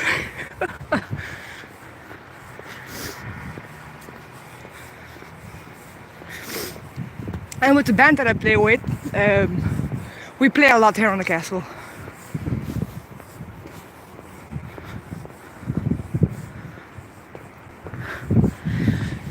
Yeah, Brian, I agree completely with you. At the moment I feel like I'm not capable of loving again. Well, we're going in. So back when I got married, when I was 18, so 11 years ago, I actually had my wedding pictures taken right here.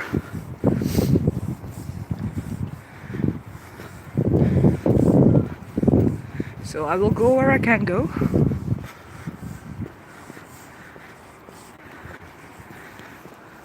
Check, that's the main castle. Castle. It was built in the early 1300s. They renovated the whole thing. It's like, here's the entrance. For here is like a square. If you go through the entrance on the left side, there are like big rooms where you can get married and stuff. But I love it here. Oh, someone's working in the kitchen. Oh, flags.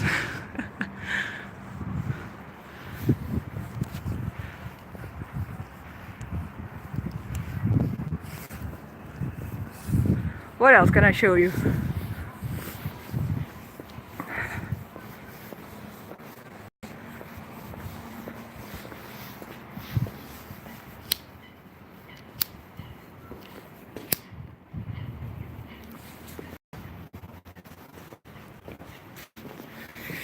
Yeah, only once. That way you got a daughter, right? You only have one child, so only had sex once.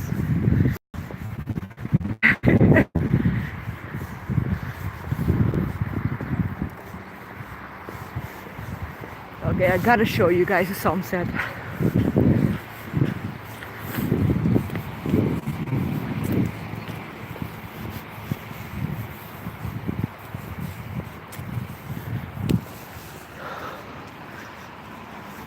Check the geese. What is it? One goose, two geese, right?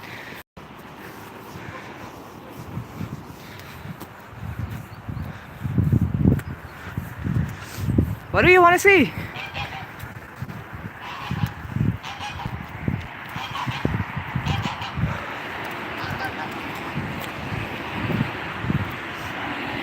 Oh yeah, castle is here, by the way.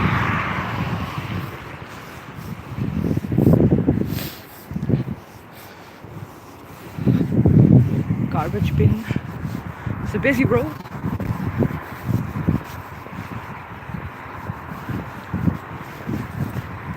Check that sunset. Isn't it amazing? I had sex more than once. Duh.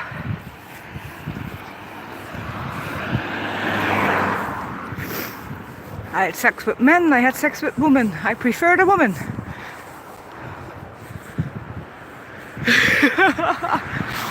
Yeah, I think so.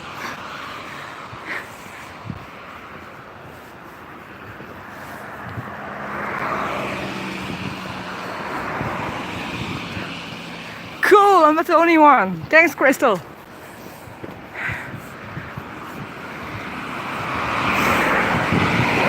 There's something soft and sweet about women, and it tastes good.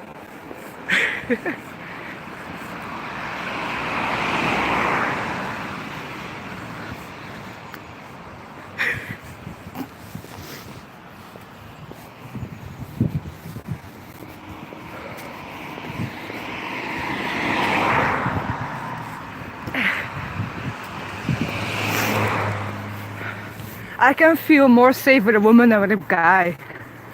But that's also because of my past, of course. Don't trust guys that much.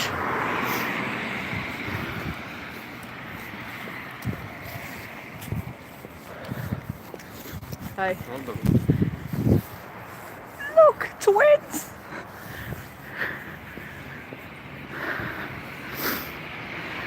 She's back! Hi, Michelle!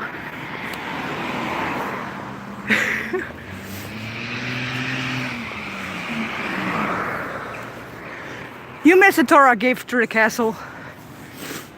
I'm sorry, I'm not going back.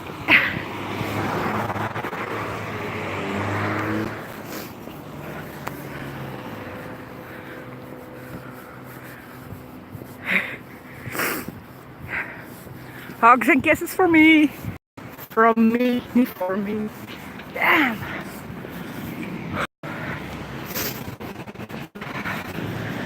I can show you this. My neighbors are getting ready for Christmas.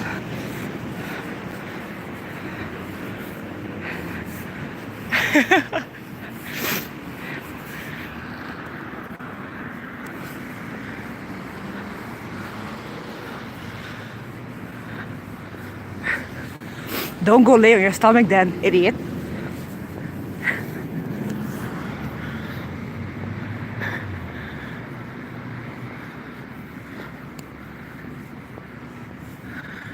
I'm on my way to my house.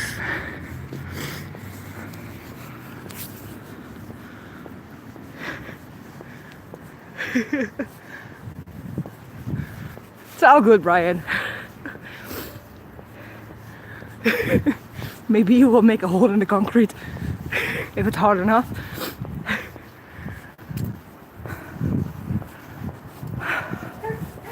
I can hear my dogs. So yeah, this is my window. All the wood things I made myself. Same with my number. Made it all myself.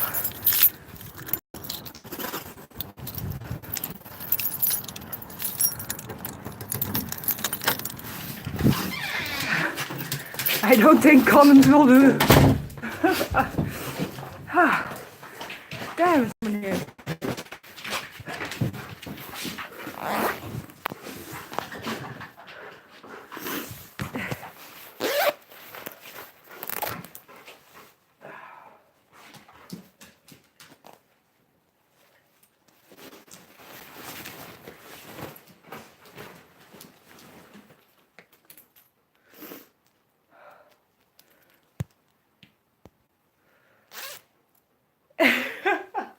Yeah, you missed it.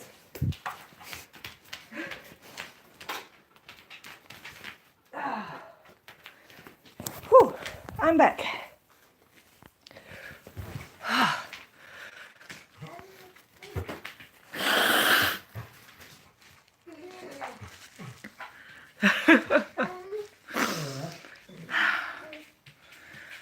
Well, I can play something else, but like I said, I don't have much inspiration to play.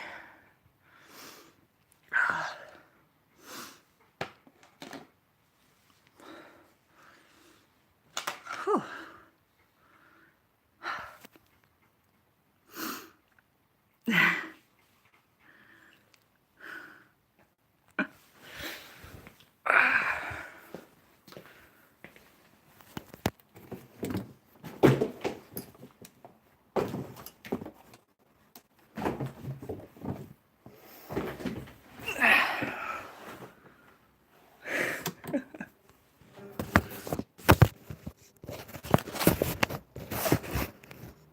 Well, there we are again. Oh yeah, now you can see my scars and stuff. Yeah, covered in them. Let's see if there's a song I can play that you all will know.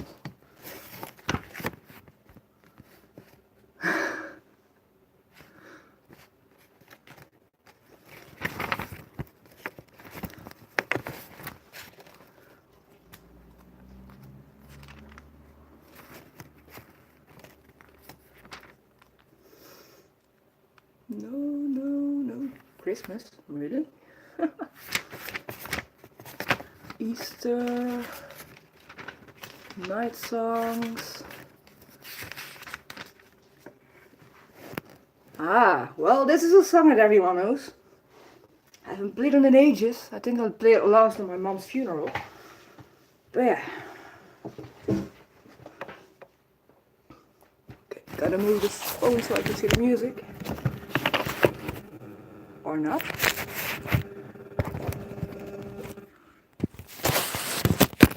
Do you dare?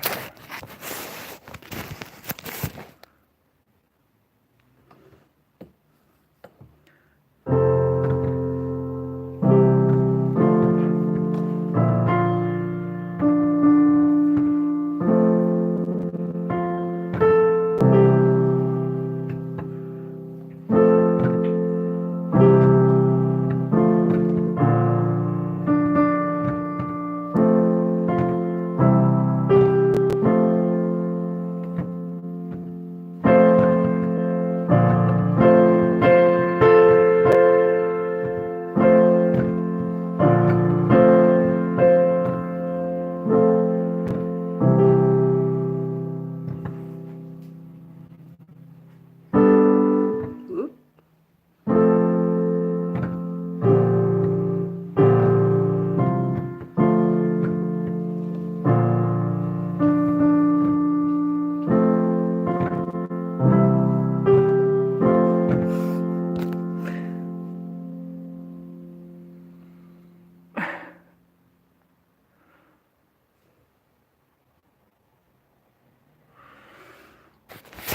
Well, I can talk about faith and belief and church and everything.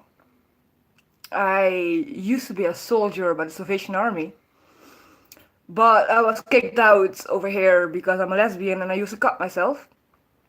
So they took away my soldiership. I wasn't welcome at the church anymore. I got divorced from my husband and he used to be in a church with his whole family. So I wasn't welcome anymore. Ooh, let's see if I have the old rugged cross. What's it in Dutch? It's het ruwhouten kruis. Yeah. So yeah, I went to the Salvation Army, then I got kicked out. Eventually, I moved to Eindhoven with my girlfriend. Moved in with her. I went back to the Salvation Army there. They accepted me for who I was. It was awesome. But then a new officer came, and she wanted to change everything. Yeah, same here. Horror stories for the Salvation Army.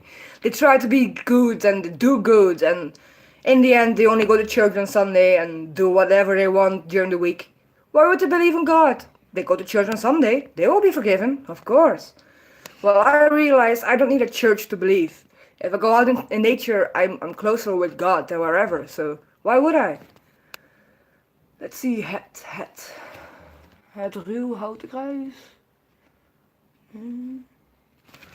Well, I know what should be. Yeah, it really sucks. That's why it took a lot of guts to even go back there. It was a different church, different city. But in the end, yeah, it all ended up the same way as it began in the first place. Still searching for the song. I have it somewhere.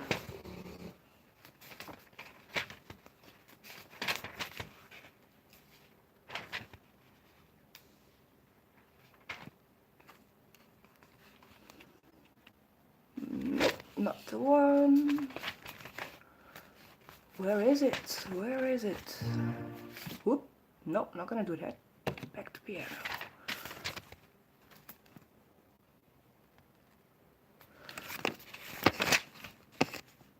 That's not possible.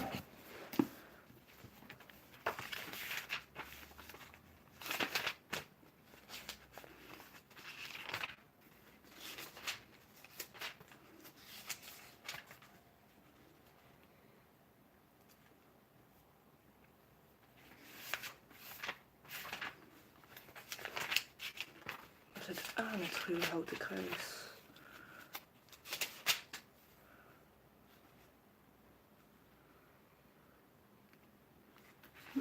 Stupid.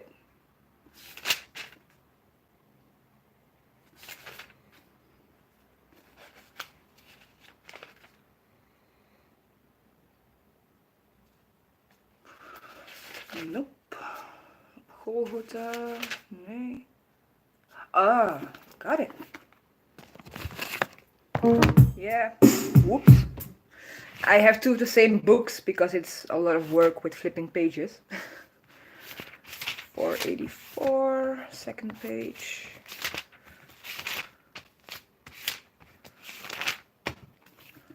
Got it, but I need some light for this.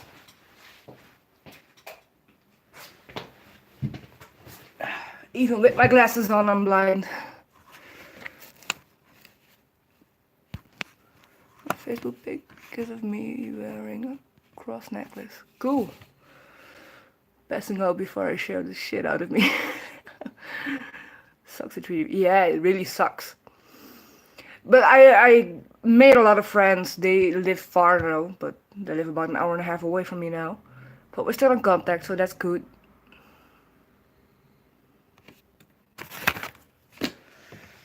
Okay, 884.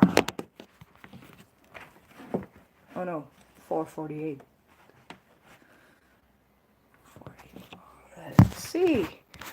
I haven't played this one in forever, so bear with me with the mistakes.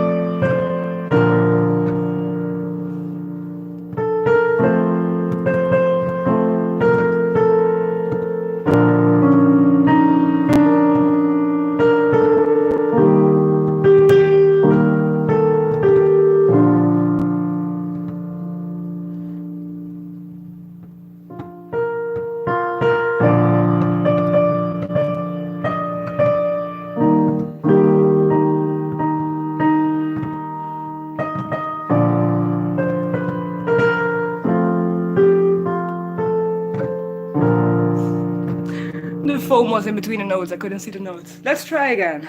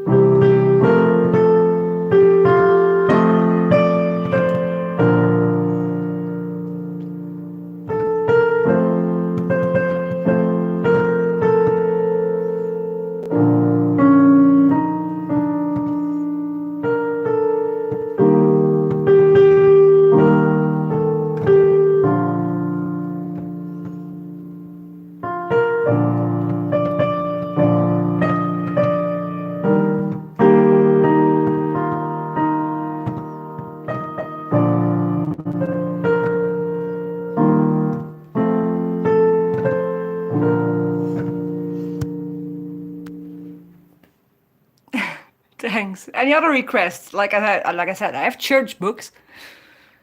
For release, really? Okay, I'll search. I will do it. No, stupid piano. I have the notes in the piano for release. But my problem with it is that half of my screen is broken. So because my piano is so old, this is all I can see.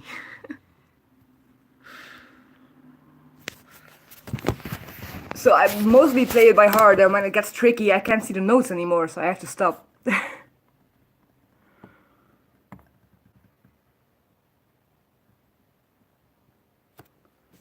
Okay, here we go.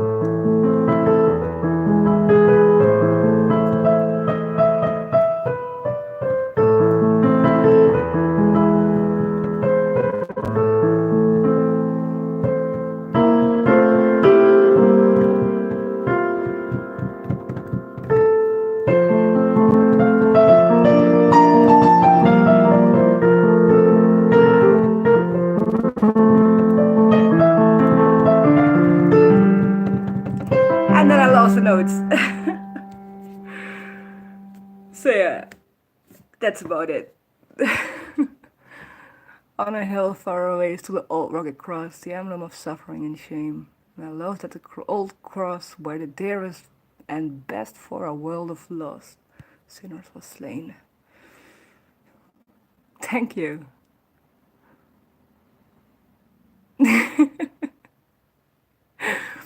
Thank you. Thank you so much. It's like what I've been playing recently. I put the books away. A different book over here.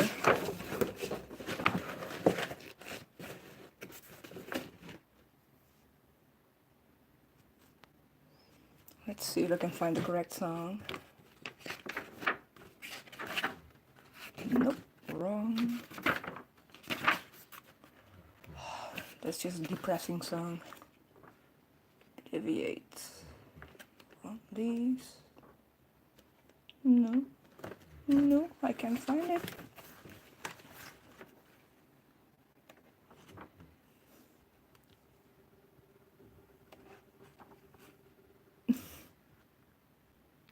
No, I'm not that good. Absolutely not. No, no. Piano? No, no. My flugelhorn, well, that's something else.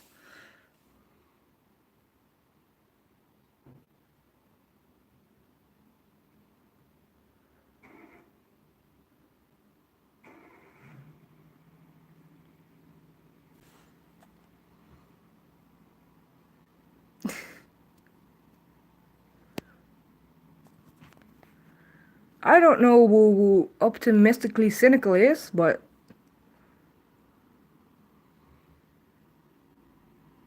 stabbing a baby? Why would you stab a baby? Well, I was thinking of something else.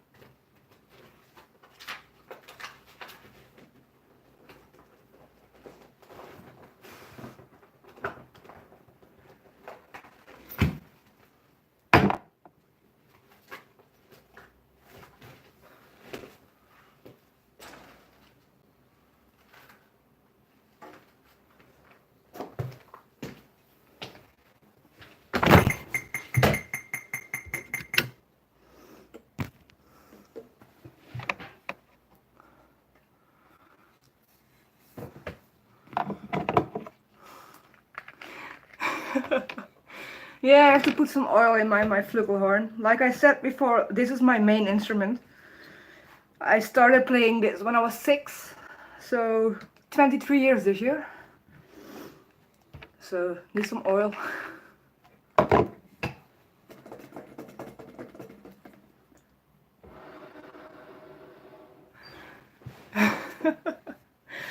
So I have a couple books you can choose from. I have music from Lord of the Rings, I have music from Pirates of the Caribbean, and I have music from Harry Potter.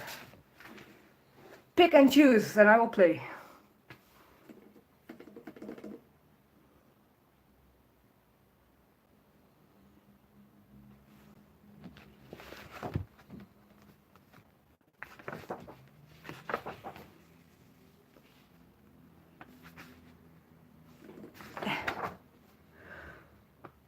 I'm looking for something that's nice. Like there is a song I played at church once. Yeah, I'm gonna play you guys that one. Let me pop in the CD quick. What track? Track number 3.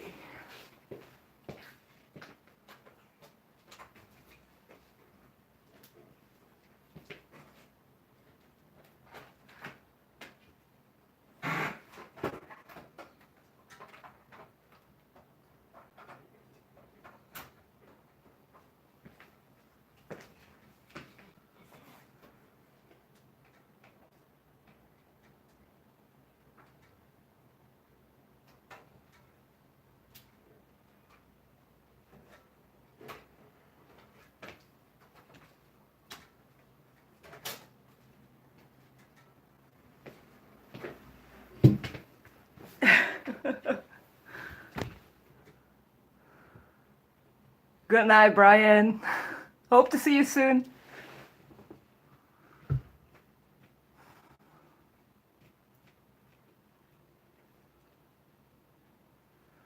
I need track 3, I believe.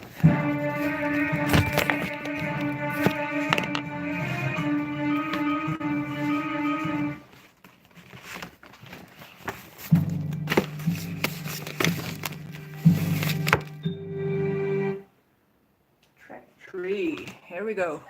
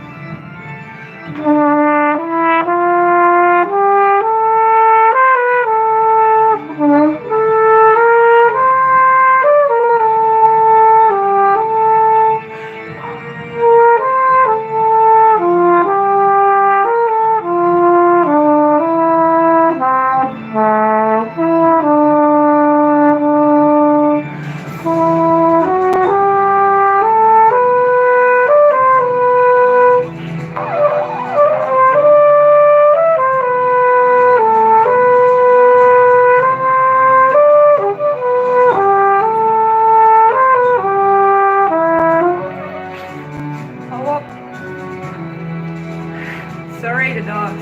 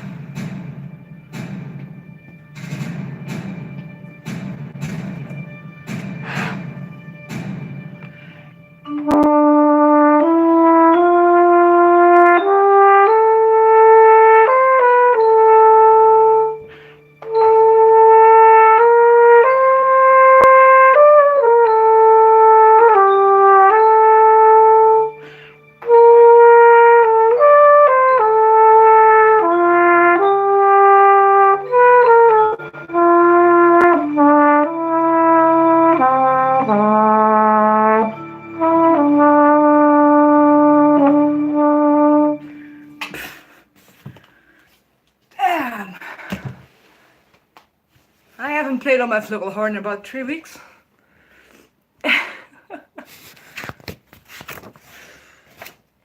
Yeah, but like I said, I've been playing for years, and even though I smoke, I can still play. Well, let's play something that probably everyone knows. Track 6.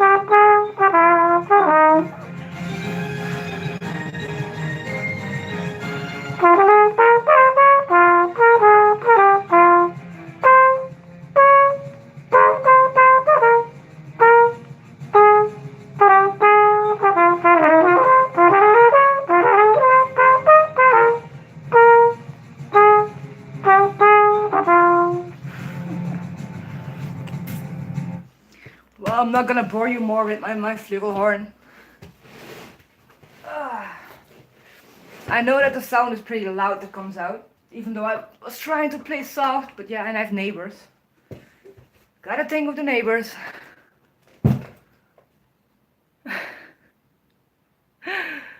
You're welcome. Yeah, I'm planning to go and do a live stream on a board or something. I hope you have a good day too, Dafane, not that pain, Dafane.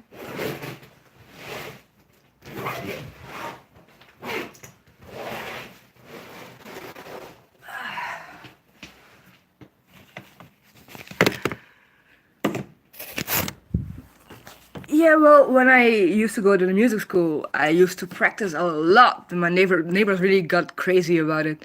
So after since that time, I just play less at home, less troubles with the neighbors.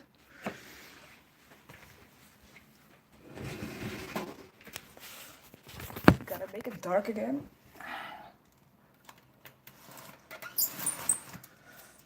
Because it's gonna be nightfall, and when I have my lights on in the house, everyone can just look inside. I don't want that. I need some privacy.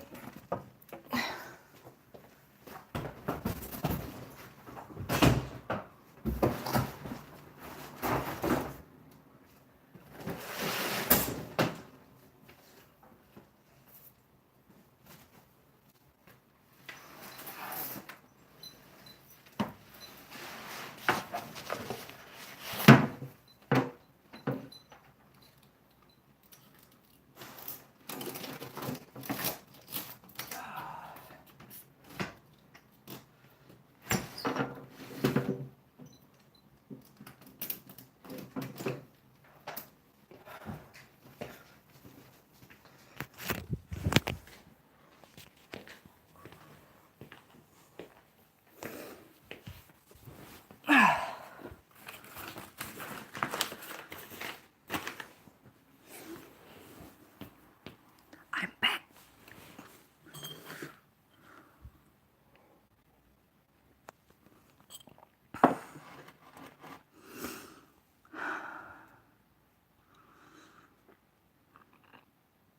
Yeah, takes a lot of energy.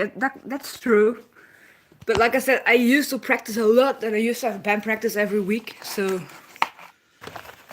I'm used to the energy drain. Like I was part of a brass band in the beginning of this year, and the brass band decided to do the Passion of Christ in like a musical form. We had practice the last week every day, and eventually we had 2 concerts a night in 2 days, and everything was sold out.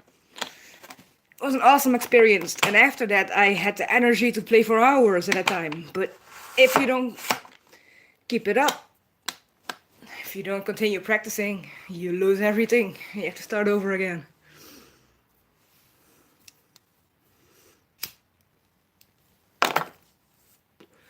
So my embouchure used to be perfect, but now it's horrible. I can still play like a band practice of 2 hours, that's no problem. But don't ask me to play more than that continuously. I have to get back in shape.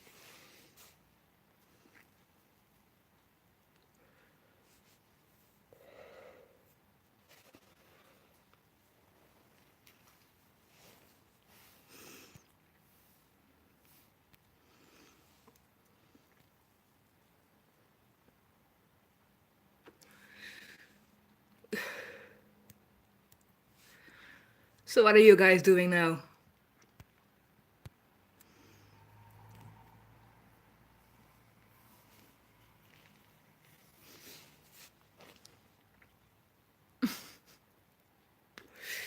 Thanks.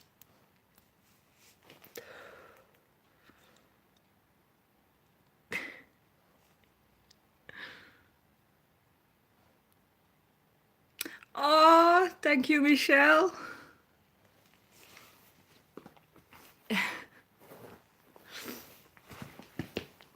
Yeah, gotta have a cigarette.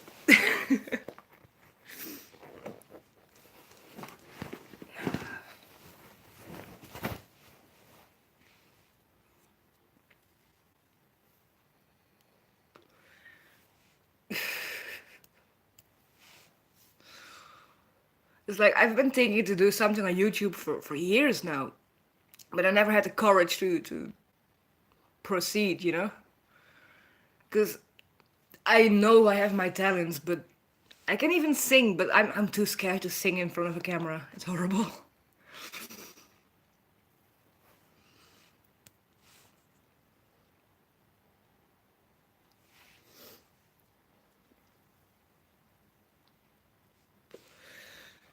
I used to sing in the choir at the Salvation Army. We founded a praise band, and I actually was one behind the microphone. It was terrifying, but I did it. In the end, I was very glad I did. It's like I overcame some kind of fear. But that's what I like to do. I like to challenge myself. It's like if something is terrifying to me, I will do it anyway. It's like something that's even if I think about it, I get anxiety.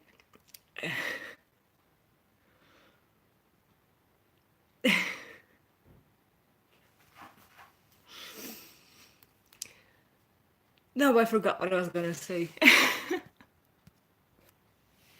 Oh yeah. If I'm afraid of some things, like playing a solo on a stage,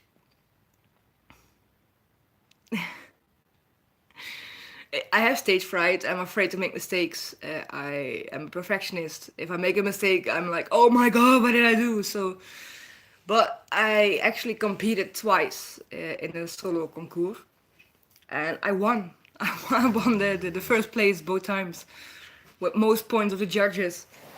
And it's like, see, I don't have to be afraid. I am good if I practice. But yeah, what else to do with it? Because, like I said, I'm in a band and we have like 4 or 5 concerts a year. That's it. I don't really do much with it. But I also have no clue how to do more, you know? It's like I would love to be able to write my own songs, but I have no clue where to start. I occasionally get a melody and that's it. Then it's gone.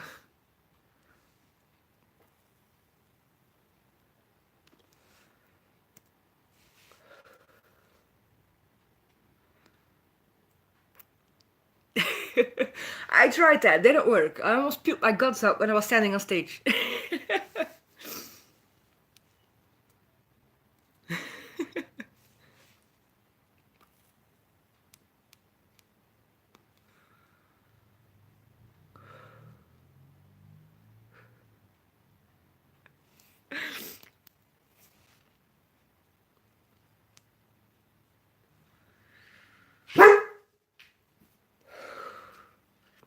Someone's waking up.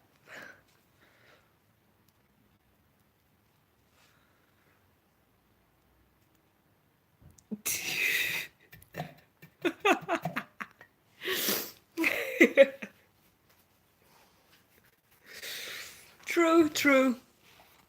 I would indeed be too distracted to even play then.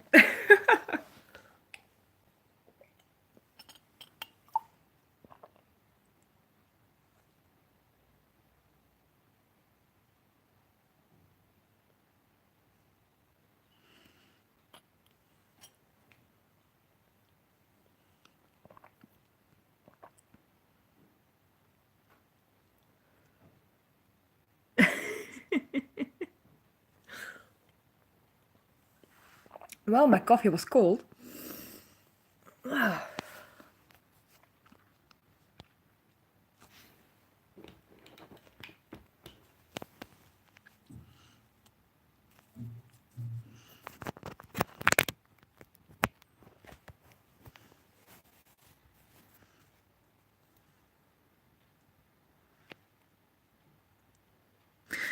But if you're a ham radio operator, you don't have to see the audience. So that makes it easier. It's like right now I'm doing all these kind of shit. I'm live on the internet on YouTube with my face. That's something that I wouldn't do if I could see you all. It's like hell no. But that's also because I just don't like myself. I have never accepted the way I look. I never accepted my body.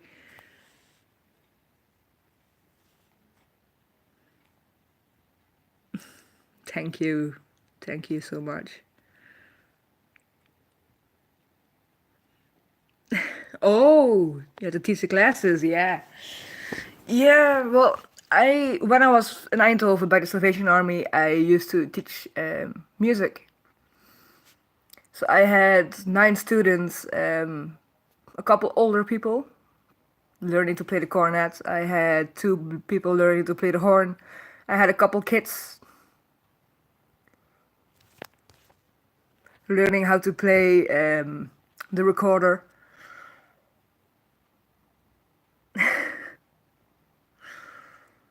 And it's like I had my opportunities, had my chances by that church. So I was like, yes, I'm gonna go all for it because it's at the church. What could go wrong? And yeah, everything went wrong in the end.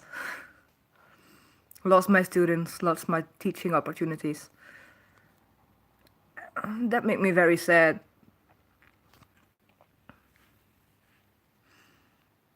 Yeah, that's true. And that's what I've been telling like the last couple hours. I have so much talent, but I have no clue what to do with it.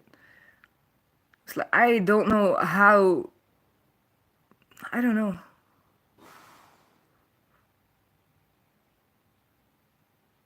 How can I use my talents?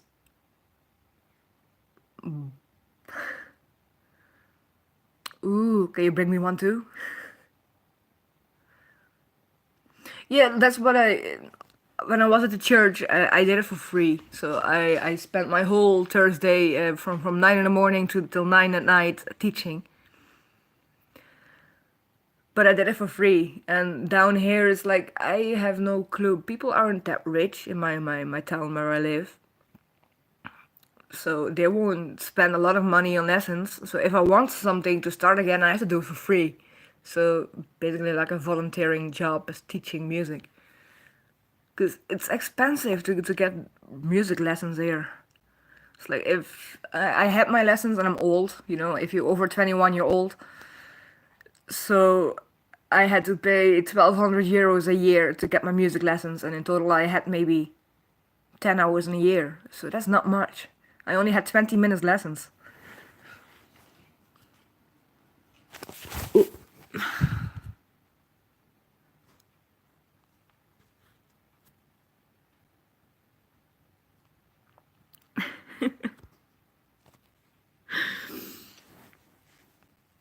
Yeah, well, I got my talent definitely from both sides. My mom used to play the church organ, my dad plays the accordion, but they never expected me to go into brass instruments, like use my air to produce the sounds.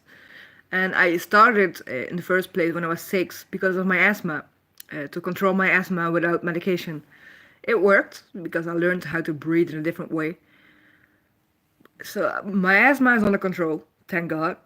So that's a pro. But yeah, I love to teach.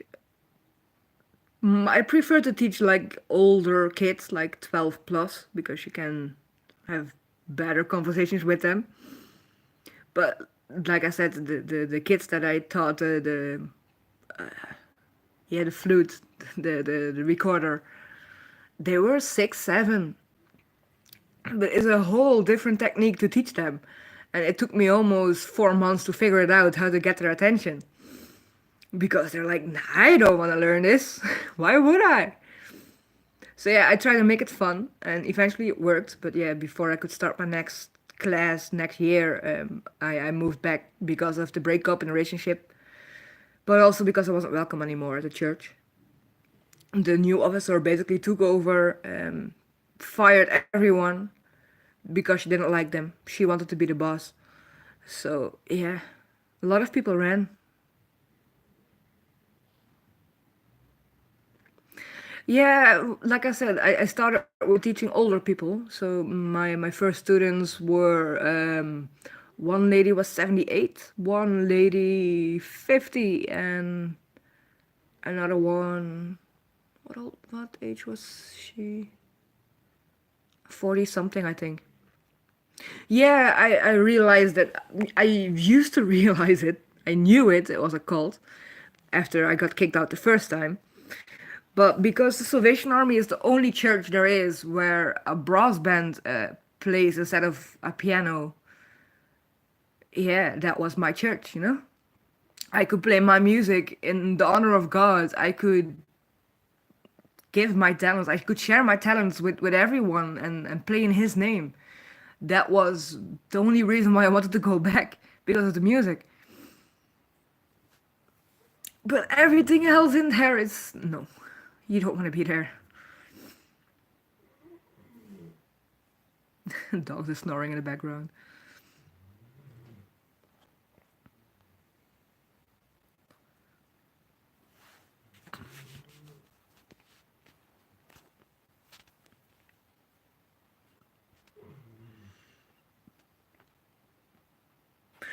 But yeah, in my 29 years of living on this planet, I witnessed so much things. It's like I I've been through traumas, I've been through horrible things, I've been through amazing things. I saw the world, and I'm only 29. It's like, okay, I did it all. That's time to find out who I really am and what I want in life. Because when I first went downhill this year, it was in February, I didn't feel that good. Went finally to a doctor and I got music therapy. First instance, I got music therapy to quit smoking. That didn't work. But we ended up working on my perfectionism.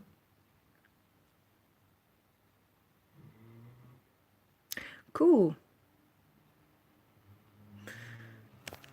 So yeah, I had music therapy and I learned how to play the djembe, the big drum with your hands. I had cello lessons, but everything was focused on not doing it perfect. Because if you learn how to play a new instrument, you don't have to be perfect. You're learning.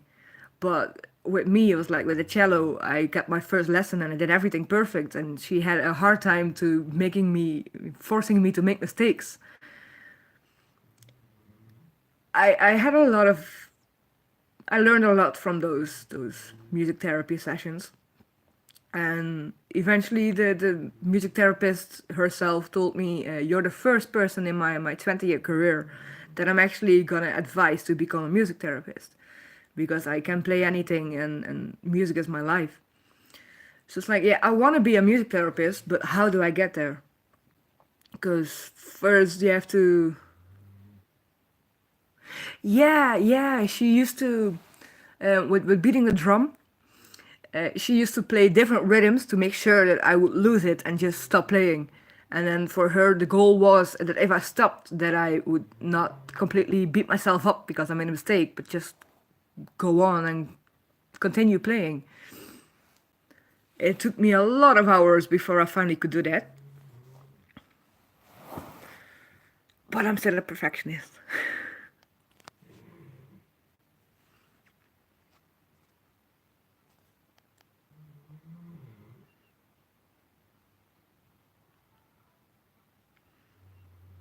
But I was a great, great therapist.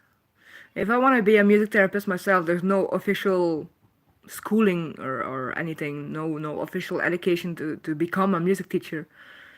So first, my goal will be to start learning how to help others with my experience. So I have experience with depression, PTSD, BPS, self-harm, dissociations. I have experience with black people, with white people, with colored people, with everyone. So I have a lot of experience in the mental health industry. And I think if I have my paper for that, there are like 4 or 5 courses you have to do.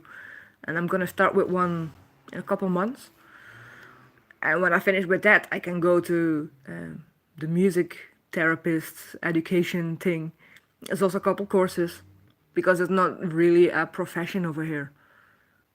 It's not an official profession. So yeah, my goal in life is to help people, and music is, yeah, without music I wouldn't be here. This with I had two things in life, music and Harry Potter, and those two saved my life more than once. Because Harry Potter, I could read, I could go into another world that wasn't my own. No drama, no weird things. Just an amazing magical world where you can escape to.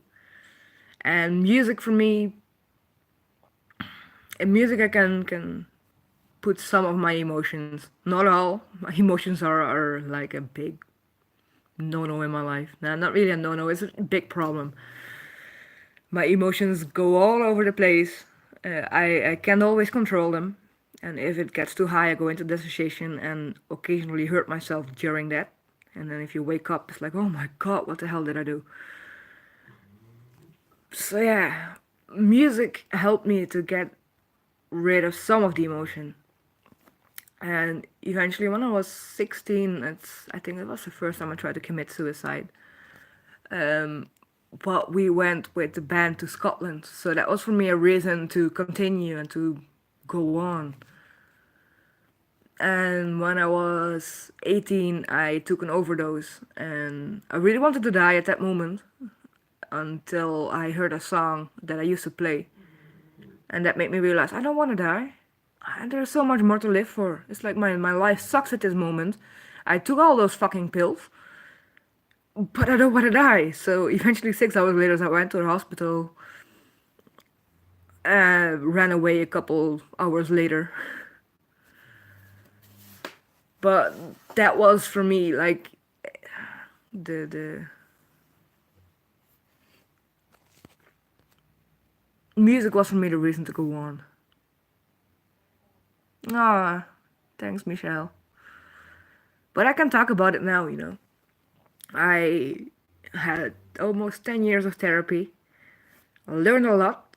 I know how to cope with my own problems. Not always, though, because if I have a bad day, don't bother me.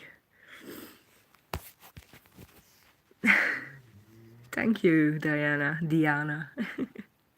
I just keep saying, I keep gonna keep calling you Diana. I love that better.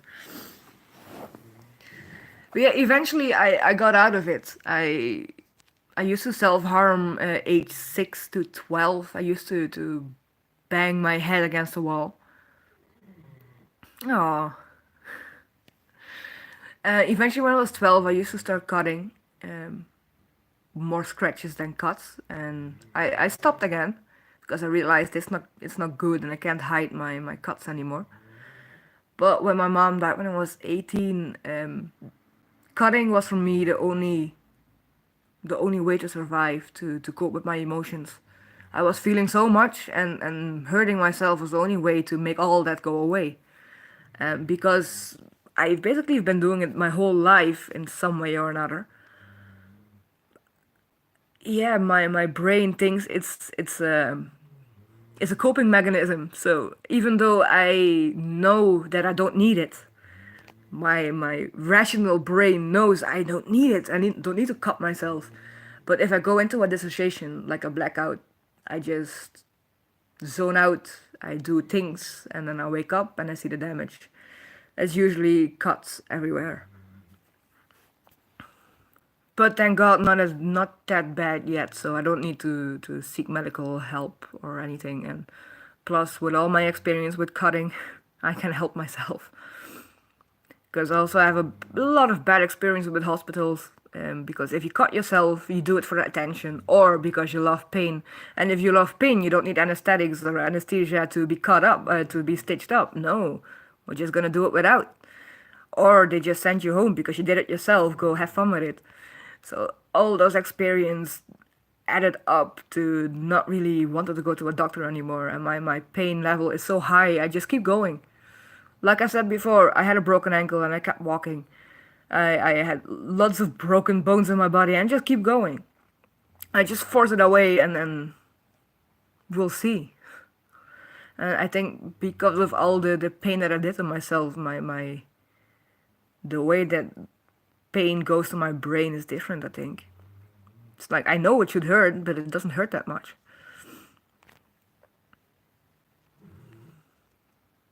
I'm a little weird. I admit that. But it's also a bad thing, having a very high pain limit. It's like right now I have the feeling like someone's stabbing me just below my rib cage, and for years I just ignored it because I can feel it, and then as soon as I feel it, I just realize that, oh, it's pain, and then it's gone. So it took me almost 2 years before I finally went to the doctor, and now they did a lot of tests, and I'm waiting for the results. But yeah, maybe there's something wrong with me, and I just didn't think of didn't go to a doctor because, yeah, I don't feel that much.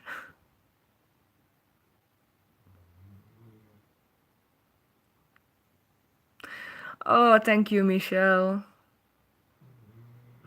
Well, my day is coming to an end. Like, it's almost 5 o'clock now. So it's gonna be time to make some food. Abilify. No, I don't have Abilify. I have Seroquel or Quetiapine. Quetiapine is basically the main ingredient, and Seroquel is the brand name.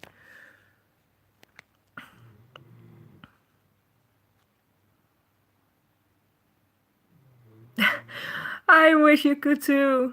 It's like I can show you my fridge. There's nothing in there. I'm gonna get my money tomorrow. I don't have that much because I have debts. So they're trying to maintain my debts, and that way I get 40 euros a week. I have to buy my tobacco, my food, my drinks, everything from it. It's not that much, but I'll survive. I've been doing it for the last 2 years. Yeah, I have to say, almost all antipsychotics make you like a zombie. It's like when I first got antipsychotics, I was 18, and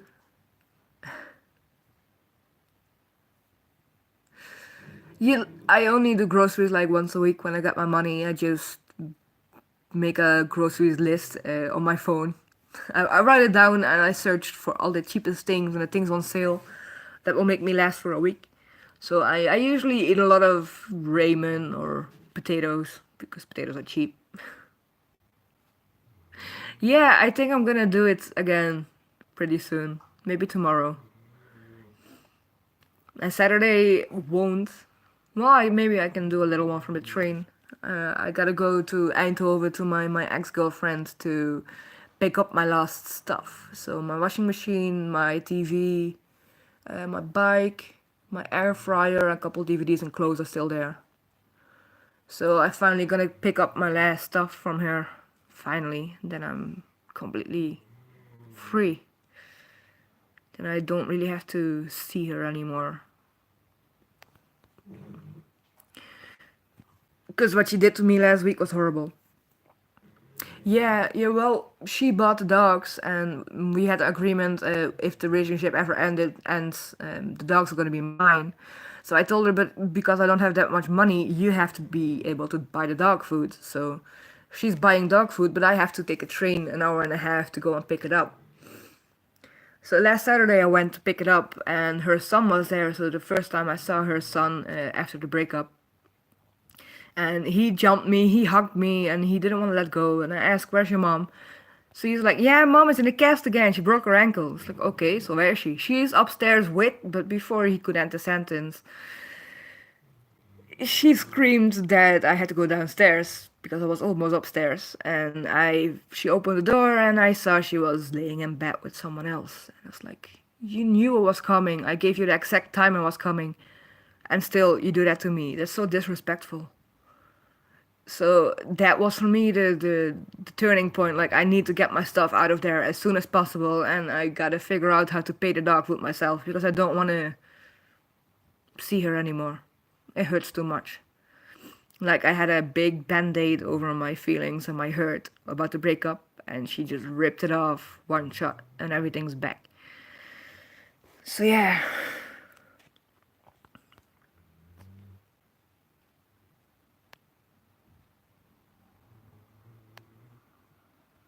Yeah, but the groceries, I just go and get the cheapest stuff. I don't really need brands, why would I? As long as I survive and can eat it, no problem. Plus, the fresh veggies are pretty cheap at the store we have here. We have good stuff, and it's pretty cheap, so why not?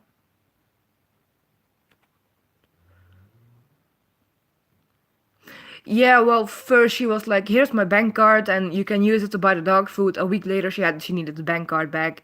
Last Saturday, she needed the key back, so I threw the key at her head. But yeah, she wants to do it this way. Well, okay.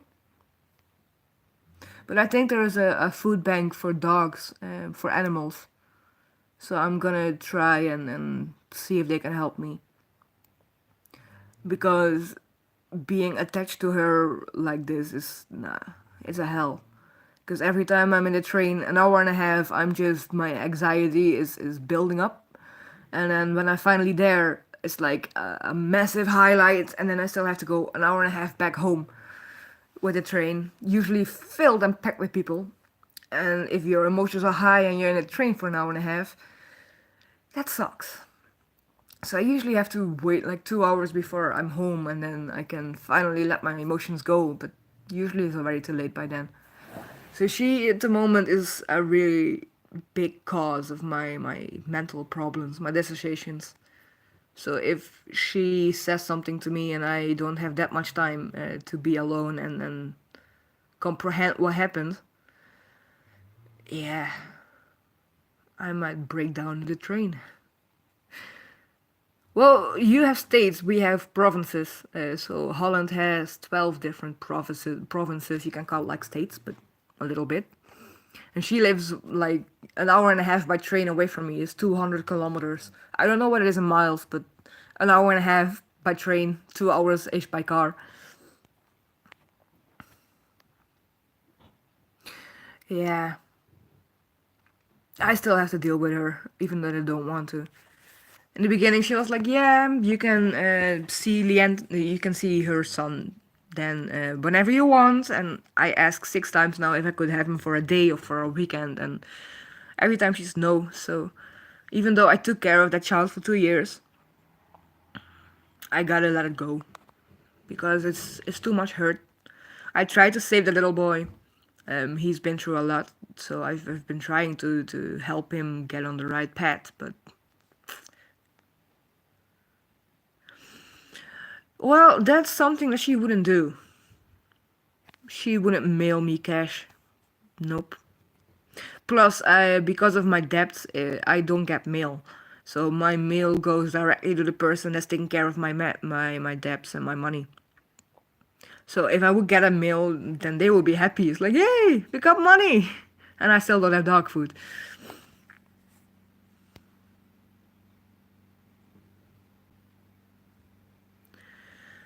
That's fucked up though. If your ex calls you when they're bored, it's like mine doesn't do that.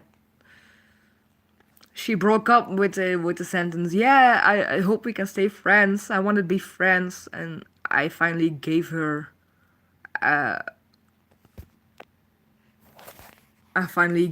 like a go. It's like, okay, I want to be friends. And then she took advantage of me. So nope, I don't want to be friends with her. Not anymore.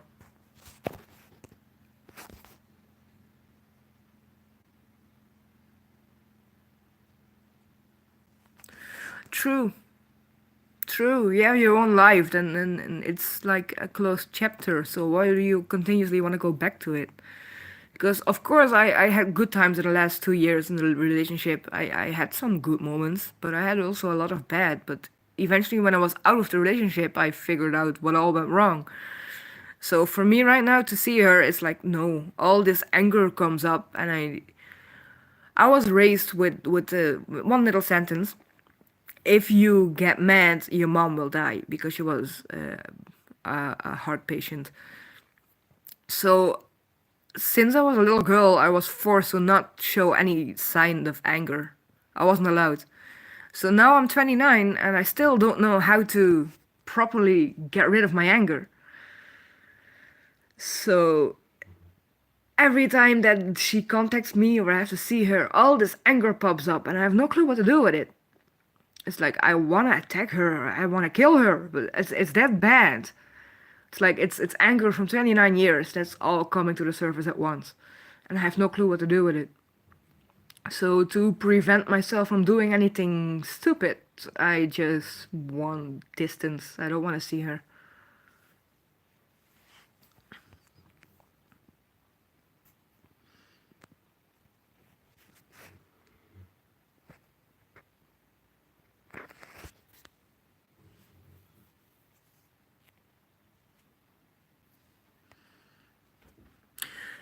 True. Well, my problem is with all my anger, I don't know how to let it go. I have no clue. Because I tried with music. I tried playing and playing angrily or something like that. I tried it with arts and crafts. I tried it with painting. I smashed paint over canvases and that kind of things, but it doesn't work. It's like I went running with the dogs for hours. I went biking. I hit the wall last week. It doesn't work. It's like the anger is still there and I have no clue how to get rid of it. So if you have advice for me, it's always welcome. How to handle your anger.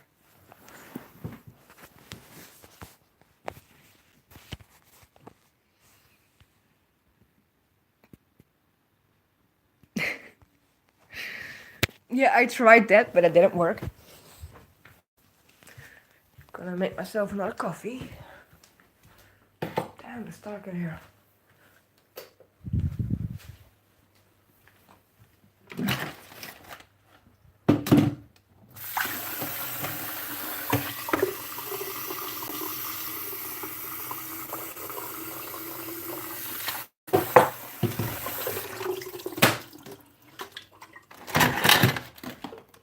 Ooh, I'm lucky.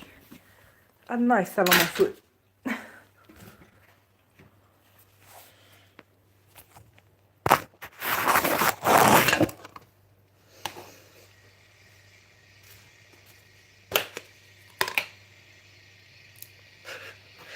Michelle was talking about nipples. Well, my nipples are showing as well.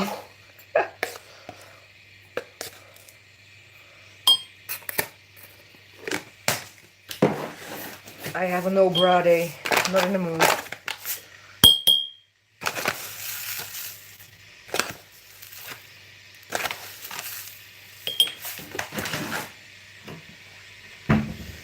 Yeah, I just have simple, cheap coffee. Put it in a cup, add some hot water.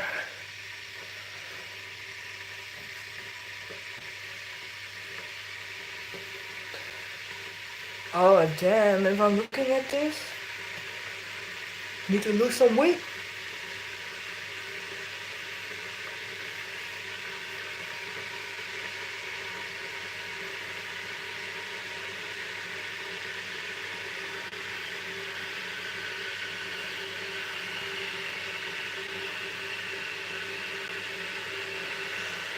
And how do you do that?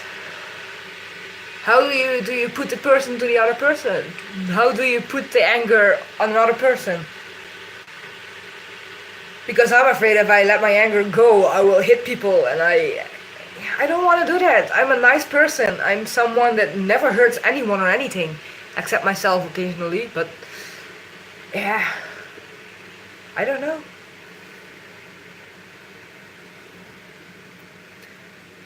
Yeah, well, I lost over 100 pounds last year. I was close to 350 pounds.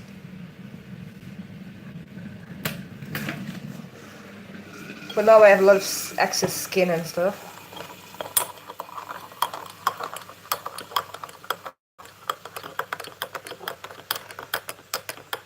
So it's basically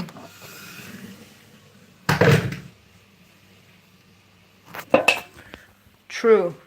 So it's basically it's their problem and you have to accept that it's that way. Right or wrong? Well, in kilos, I lost almost 80 kilos. Um, what's a pounds? Is that times 2.5?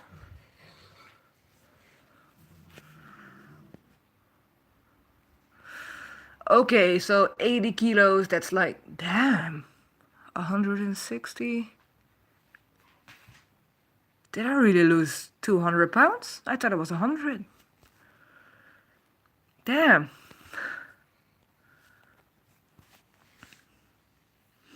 So yeah, I lost a lot of weight.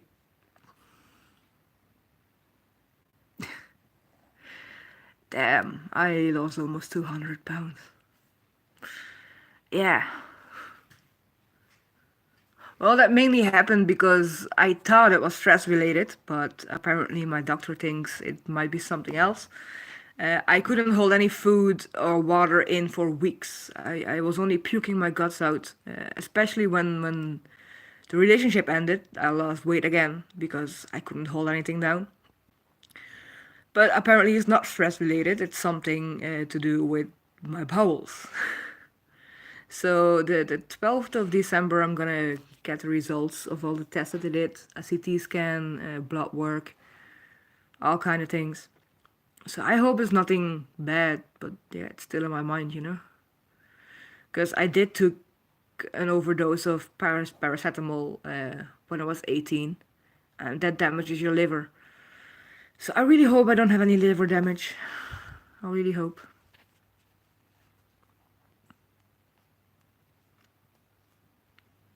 But at least I lost weight. I'm not that fat anymore, even though I still feel fat.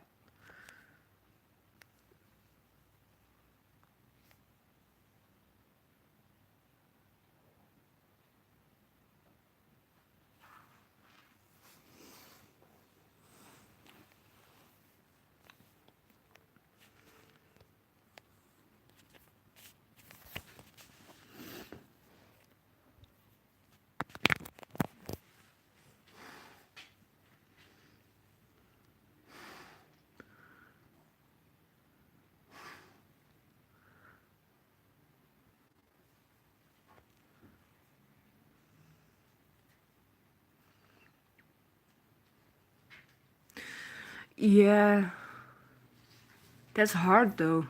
Stuck in the desert with an abusive daughter. How do you cope with that? It's like, can you talk with her? Can you reason with her? Or are it outbursts that she can control?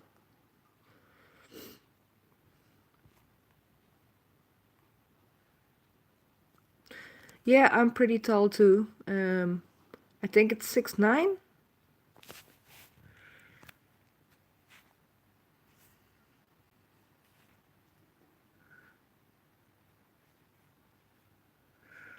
Damn, that's hard.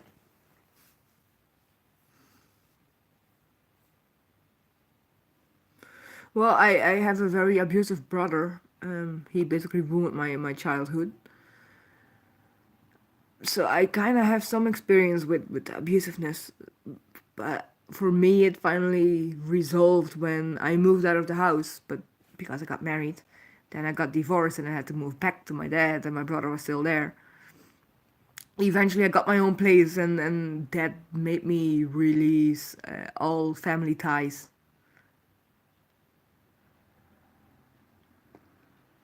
Well, Abilify technically is one of the antipsychotics that doesn't have the weight gain as much as the others. But I have a friend that takes Abilify, and she was like, I don't want to use any medication that makes me fat because she's already kind of heavy.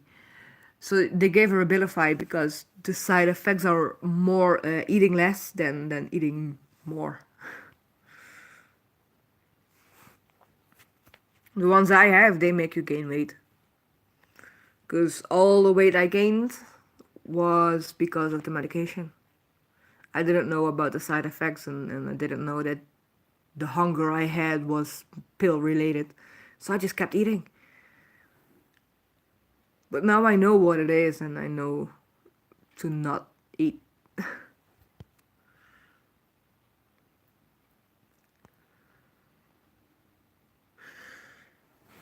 But if you're bipolar, and is she a risk to herself or someone else? Because then she can have forced her medication upon her.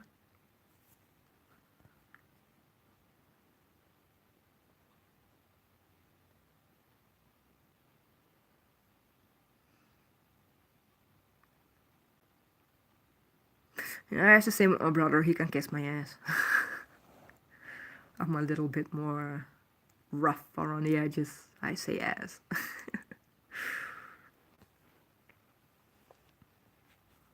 Like, I saw my brother, I think 2 years ago for the last time. And within 5 minutes, it escalated because I'm a liar and I did everything wrong in his life, and he never did anything wrong. He didn't want to commit to it, you know. He was like, no, I'm perfect. I never hit a chair through a window. I never threw a Christmas tree out of the window. And I never tried to set a house on fire. No, of course not. And all the hitting and beating I did? No, that was just you imagining it. So yeah, I broke with my brother. He made me feel worse than I already did.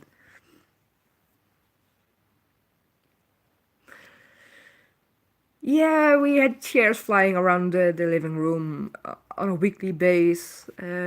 Baseball bats through windows, being hit by baseball bats. Everything. And that's well, also why I was brought up. Do not become like your brother. And do not get angry.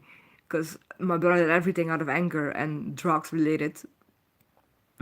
So yeah, that's where my problem came from. I'm too nice. I always was everyone's favorite. I was all the teacher's favorite. I was the parents' favorite. I was always the kid that did exactly what was told to do, and I would behave. I would be nice.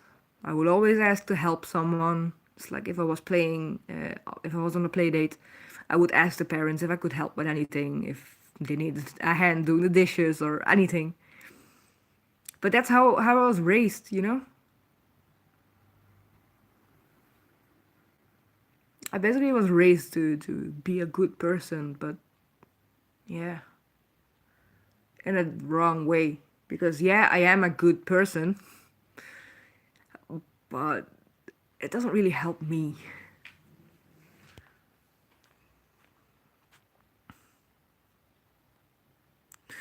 Oh, that sounds so familiar. Yeah, my brother always blamed my parents for the crap.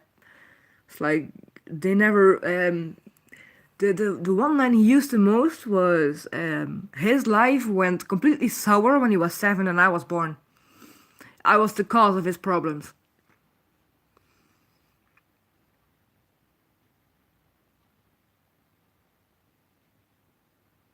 Yep.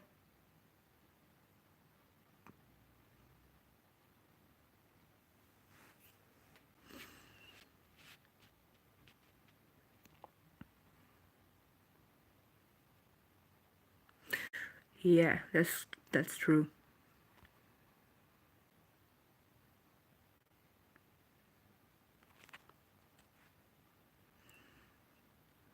No, I'm not responsible for other persons and how they behave and react. I used to think that I was. But now I realize I only have to take care of my own life and I have to do what I want and I can't blame everyone. I cannot take the blame that I want to put on someone else and keep it myself.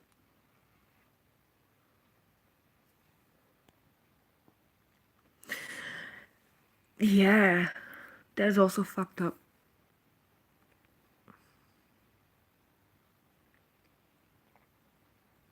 And if you truly love someone, it hurts the most. Because, like, my ex girlfriend was the first person I ever truly loved. So when she finally said that she wanted to break up, I fell deep. I didn't even know what to do, and I only could blame myself. Because, like, I did something wrong in this relationship. It must be me. She's perfect, so it must be me.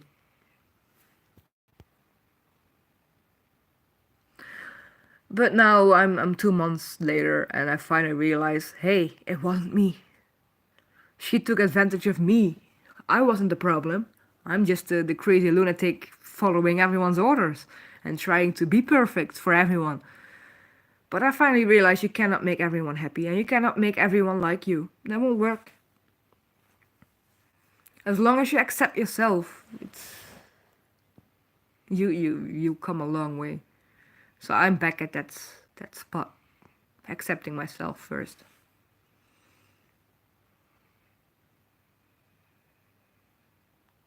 Yeah, that's what I meant. In the beginning, I blamed myself for everything, but now I realize it was her. It wasn't me. Because I lost myself in the process. It's like I don't even know. Did I like the color pink or was it purple? She liked green. I like green. It's like it was like that. So if you like green, I must like green as well. Well, I finally know my favorite color is purple. No green for me. So there's like small things that I forgot who I was.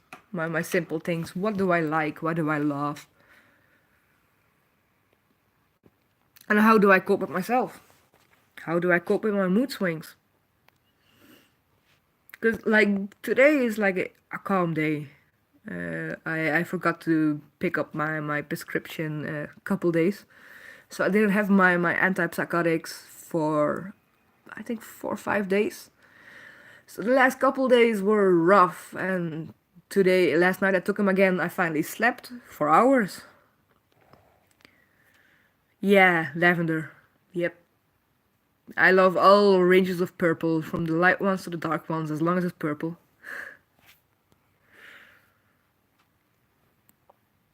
But yeah, I'm figuring out myself again.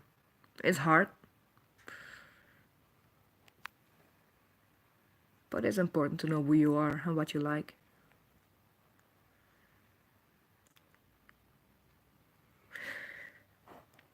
I used to grow my own lavender plants before. When I had my apartment, I had a balcony and I had a gigantic lavender plant over there. Too bad I couldn't take it back to this home. It's like I was forced to move because they were gonna demolish the building. It's a big park now. And I had 2 weeks to find myself a new home. That was horrible. It took me 10 days before I finally had something, and then I had 4 days to move. And eventually, all the help that I had canceled, so I had to move everything on foot by myself. So what I had here wasn't much. I basically had my standard things. I had my clothes, I had my TV, I had a chair, and a cabinet, and that's about it, and my bed. And I had to start from the ground up again. But I did it, and because of that, it's my own house now. I feel more home. Because my elderly house, it wasn't a home, it was a house. With people living in it, but it wasn't a home. And that's what I'm trying with this house. It's like my main interest is Harry Potter because it was my escape to the wonderful world. So I like to bring a bit of that back into my house. Even though it means I have to make it myself. But true, true. It's like everything I went through, it all made me stronger. Because I went to a psychologist last week, and she actually said that she was surprised that I'm coping so well with this, even though I'm not doing good at all. But I'm like, I have to move on because I have to make something out of my own life. I have to grow. I have to get better. I have to accept myself. And I cannot sit on the couch the whole day being depressed. That won't work. You have to force yourself to do things. If I don't force myself, I won't even leave my bed. But I know that there is a bigger and brighter future out there for me, and I have to do it myself. So yeah, I need some help from a psychologist to talk to, blow off some steam once in a while. But in the end, I have to do it myself. And that's something I realized, like my last therapy. It's like I'm here, but I'm here for myself. I'm not because someone tells me to. My therapists are not my teachers. It's not like I'm forced to be here. I'm actually here to work on myself. And yeah, I'm back in that mentality. I have to do it myself, so do it. Get your lazy ass off the couch and go. But it's hard. Believe me, it's hard.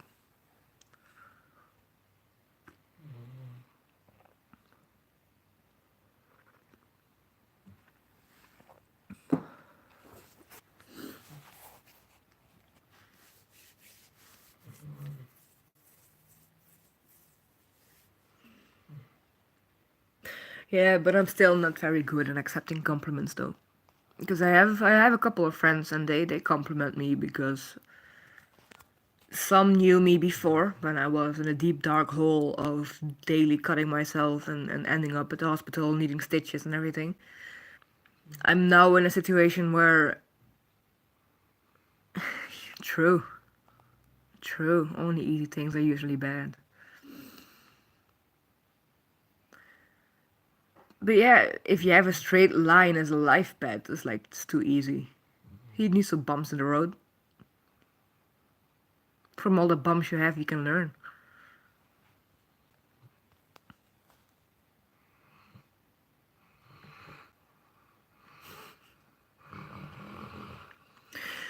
True. It's like I have two close friends at the moment. I don't have that many friends, like I said. But those two, I can talk to them about everything, and they accept me for who I am. And I'm at a point now, if I ever get a relationship again, first I want to work on myself. I want to be strong. I want to be me, and I want to get a job. That's something that I've been working towards to since I was 18. Because I used to work, but then I couldn't anymore. But I want to go back to work because sitting your on your ass the whole day at home, it's boring.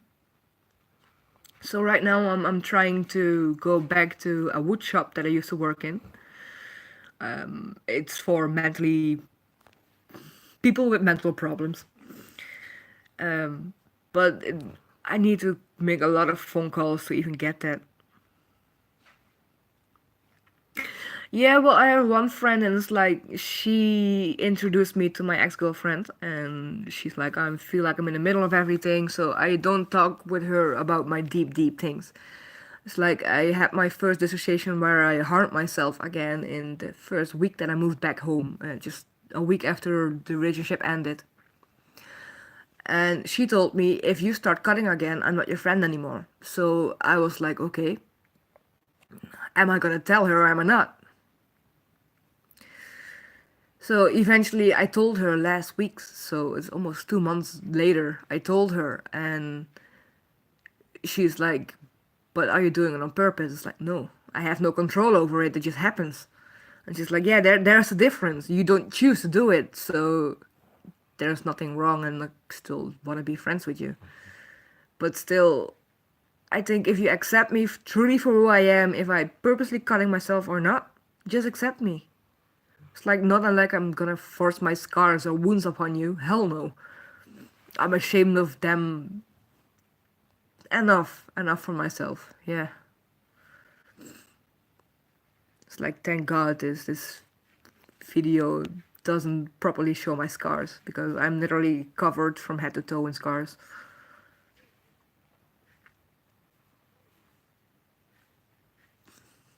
The dog is dreaming.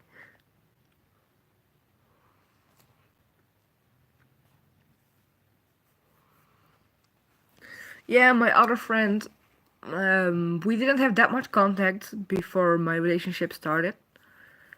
But eventually this year we came back in contact, and she's actually someone that I can talk to about everything, anything.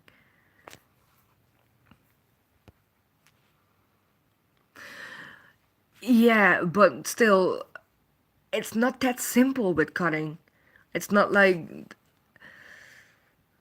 before when I used to do it on purpose, I had goals like don't try to cut yourself for a day. Started with that, and then for a week.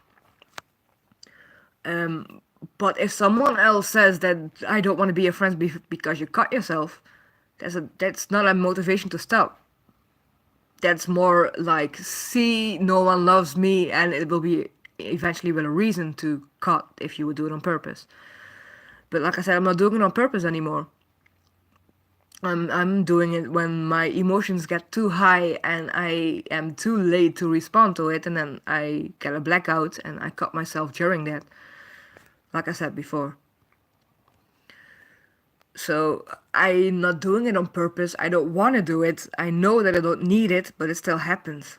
So yeah, it's out of my control. And that's why I'm going back into therapy. Because this time it's not related to any of the things that I had therapy for. It's like I know how to deal with my emotions like sadness and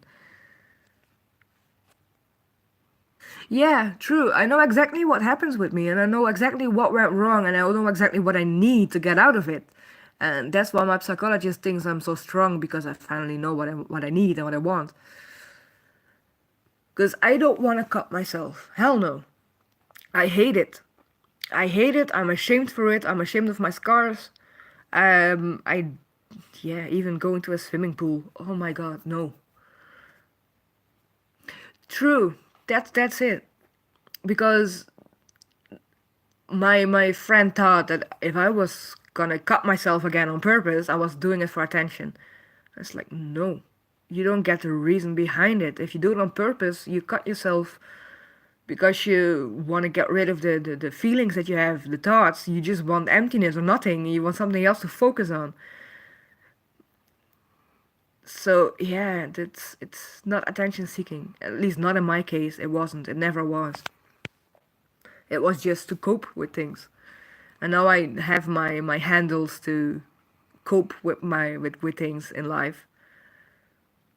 I know what to do, but she doesn't understand. She has a lot of mental problems as well, but she has no experience whatsoever with cutting. So when I told her I'm doing the dissociations, she has experience with dissociations, and she was like, "Oh, so you're not doing it on purpose?" Like, no, I'm not. I don't need it. I don't want it. I just want to get better. But the reason why I get dissociations again is because I don't know how to handle my anger. Yeah, you should be. Because if someone in your environment starts cutting, it's horrible. It's like you don't know what to do. You don't know what to help. The only thing that you can offer them is talk to them. It's like if there's anything you want to talk about, I'm all ear, you know? So that will work, but it has to come from the person that cuts itself, because if they don't realize what they're doing, and it's actually, it can go wrong very very fast. Because eventually when I was cutting, I started with little scratches that barely bled, and eventually that wasn't enough, so I had to go deeper and deeper and deeper, and deep wasn't deep enough, until I ended up with severe bleedings. Like I cut my arteries lots of times. I cut tendons, I cut nerves, I cut everything. If you don't realize how bad it is, eventually I got scared in my dissociations because I have no control over what I'm doing. I can cut the wrong way, I can cut too deep, and I never wake up again. So that's why.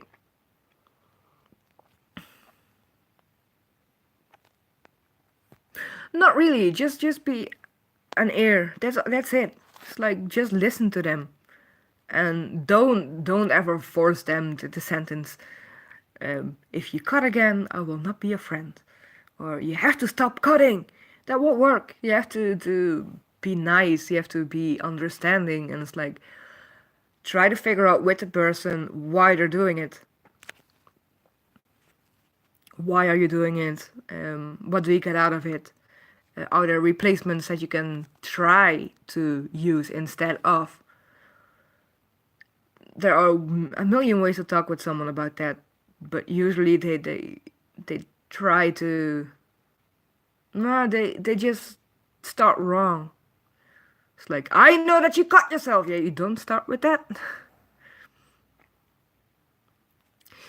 Yeah, but being a good listener, is nothing wrong with that. Just being a listener is usually enough for people like me. It's like if I feel bad, just being able to talk and throw everything out, that makes me feel better. I don't really need advice because I can give myself advice. It's like I'm great at giving advice to everyone else except to myself. So if I put myself out of the situation, it's like, yeah, I was gonna go online for like half an hour. I was gonna go live for half an hour. It's like 3 hours and 60 minutes later. No, no, true. But in the end, people have to figure out what to do themselves. Because if you don't understand why you're doing it and what you get out of it, you also don't know what to do to stop it. And it's also with drugs, with alcoholism, everything. If you don't know what the cause of your problem is, then you don't know how to stop. At least that's my experience. Don't know what you guys think.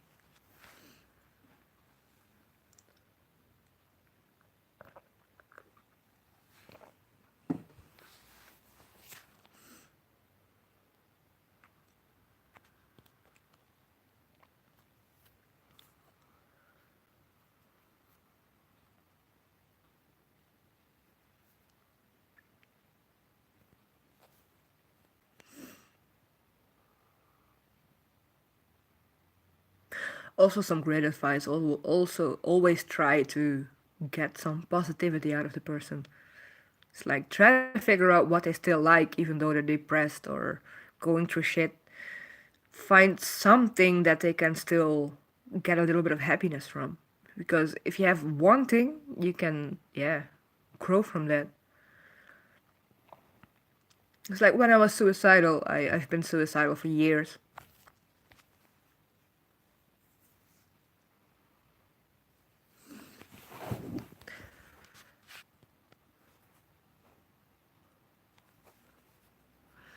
Yeah, but that's usually enough. For a lot of people, it's enough just to vent, just to talk, throw everything out of it. Just all the thoughts, everything that's inside of you, just get it out. That works. It works. It's like for years I thought talking that doesn't work for me. It's like I cannot talk. I don't even know where to talk, what to talk about. Sorry. So when I had therapy, um, when I had group therapy, I couldn't talk. I was afraid to talk. And when I eventually did talk, everyone was shocked because of my history. And then it was like, yeah, but yeah, true. They have to figure out what to do next. Yep, absolutely. No, but I thought I was afraid I would traumatize people with my story. In therapy, I had that I got it back from a couple of people that my story was so heavy that they didn't know what to do with it. So back then, I realized, okay, if I'm gonna talk, I'm gonna share my story. I'm afraid to traumatize people or give them extra problems. So that's why I realized when I decided to just shut up again. I would just talk to my therapist and that was it. I basically was a ghost in the groups. And then we realized group therapy wasn't my thing because of that fear. Well, now I know every person goes through a lot. Every person goes through shit. Every home has a problem. Every family has issues. Not everyone is perfect. And I only realized that after like 6, 7 years of therapy. So I'm like, okay, I went through a lot, but other people went through shit too. We're not alone. I'm not the only one. It's like I met someone today in a live chat, and she was like, "Wow, you could have been my sister." It's like could have been.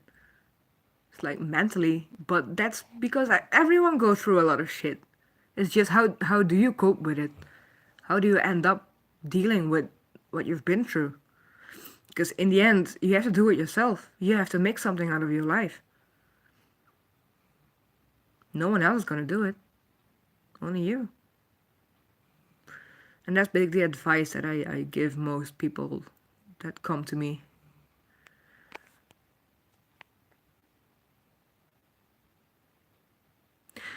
Yeah, true. But I think because I realized that, it's like whatever comes on my path, it won't destroy me as much as it did before. Because I know I've been through hell and back, but I'm still here, I'm still alive. I survived. Yep, you have to do it yourself and you have to realize what you need.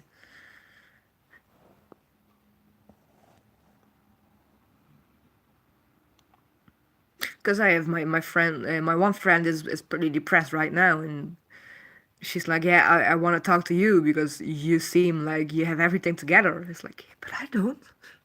I don't have everything together. Hell no.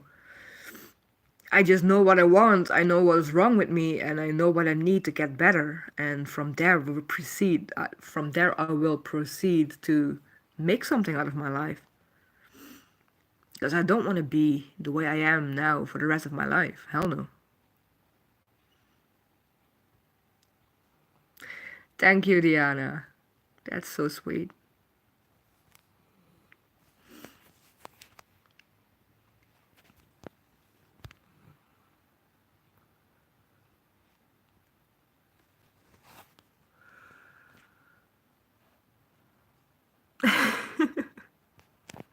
Thank you.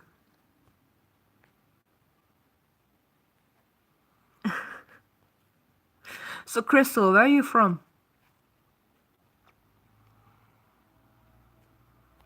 I know that Diana lives in the desert. Where do you live? In the woods, near the sea? Oh, I would love Dallas, Texas. Well, I know the States a little bit. A little bit. I have a friend in Florida. I actually met her online years ago via Facebook, via Farmville. And we still have contact like weekly. It's awesome. I think that's also why my English improved. If you have to talk a lot of English.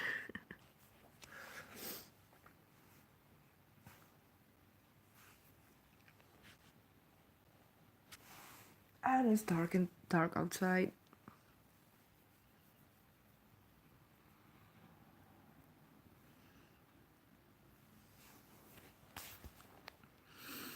Day went so fast today.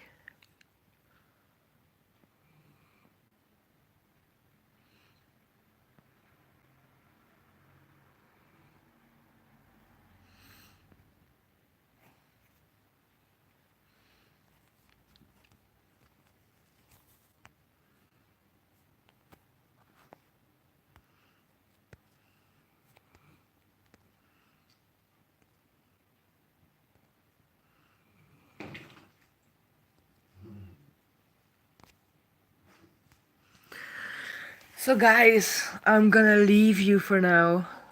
I'm gonna walk the dogs, make some food. Yeah, it is. It is. When I was outside, the sun it was a beautiful sunset.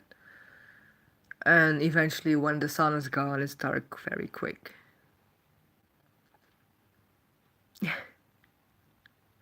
I'm really happy that you guys watched and talked with me. It was very cool for our first live. I'm definitely gonna do some more. I liked it. I like you guys. I really felt like I could be myself. So, yeah, thanks.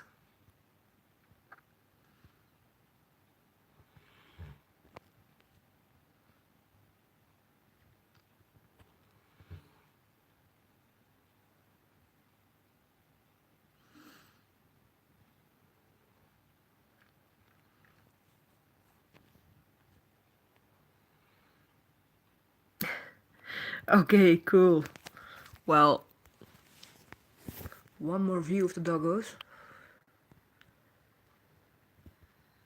They're both asleep.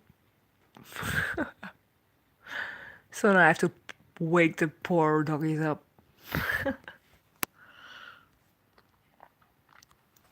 Cool. Thank you so much. Aww. Well, I wish I had flowers to give you, but I'm sorry I don't. Well, thanks for watching my live, and I hope to see you guys soon. Bye.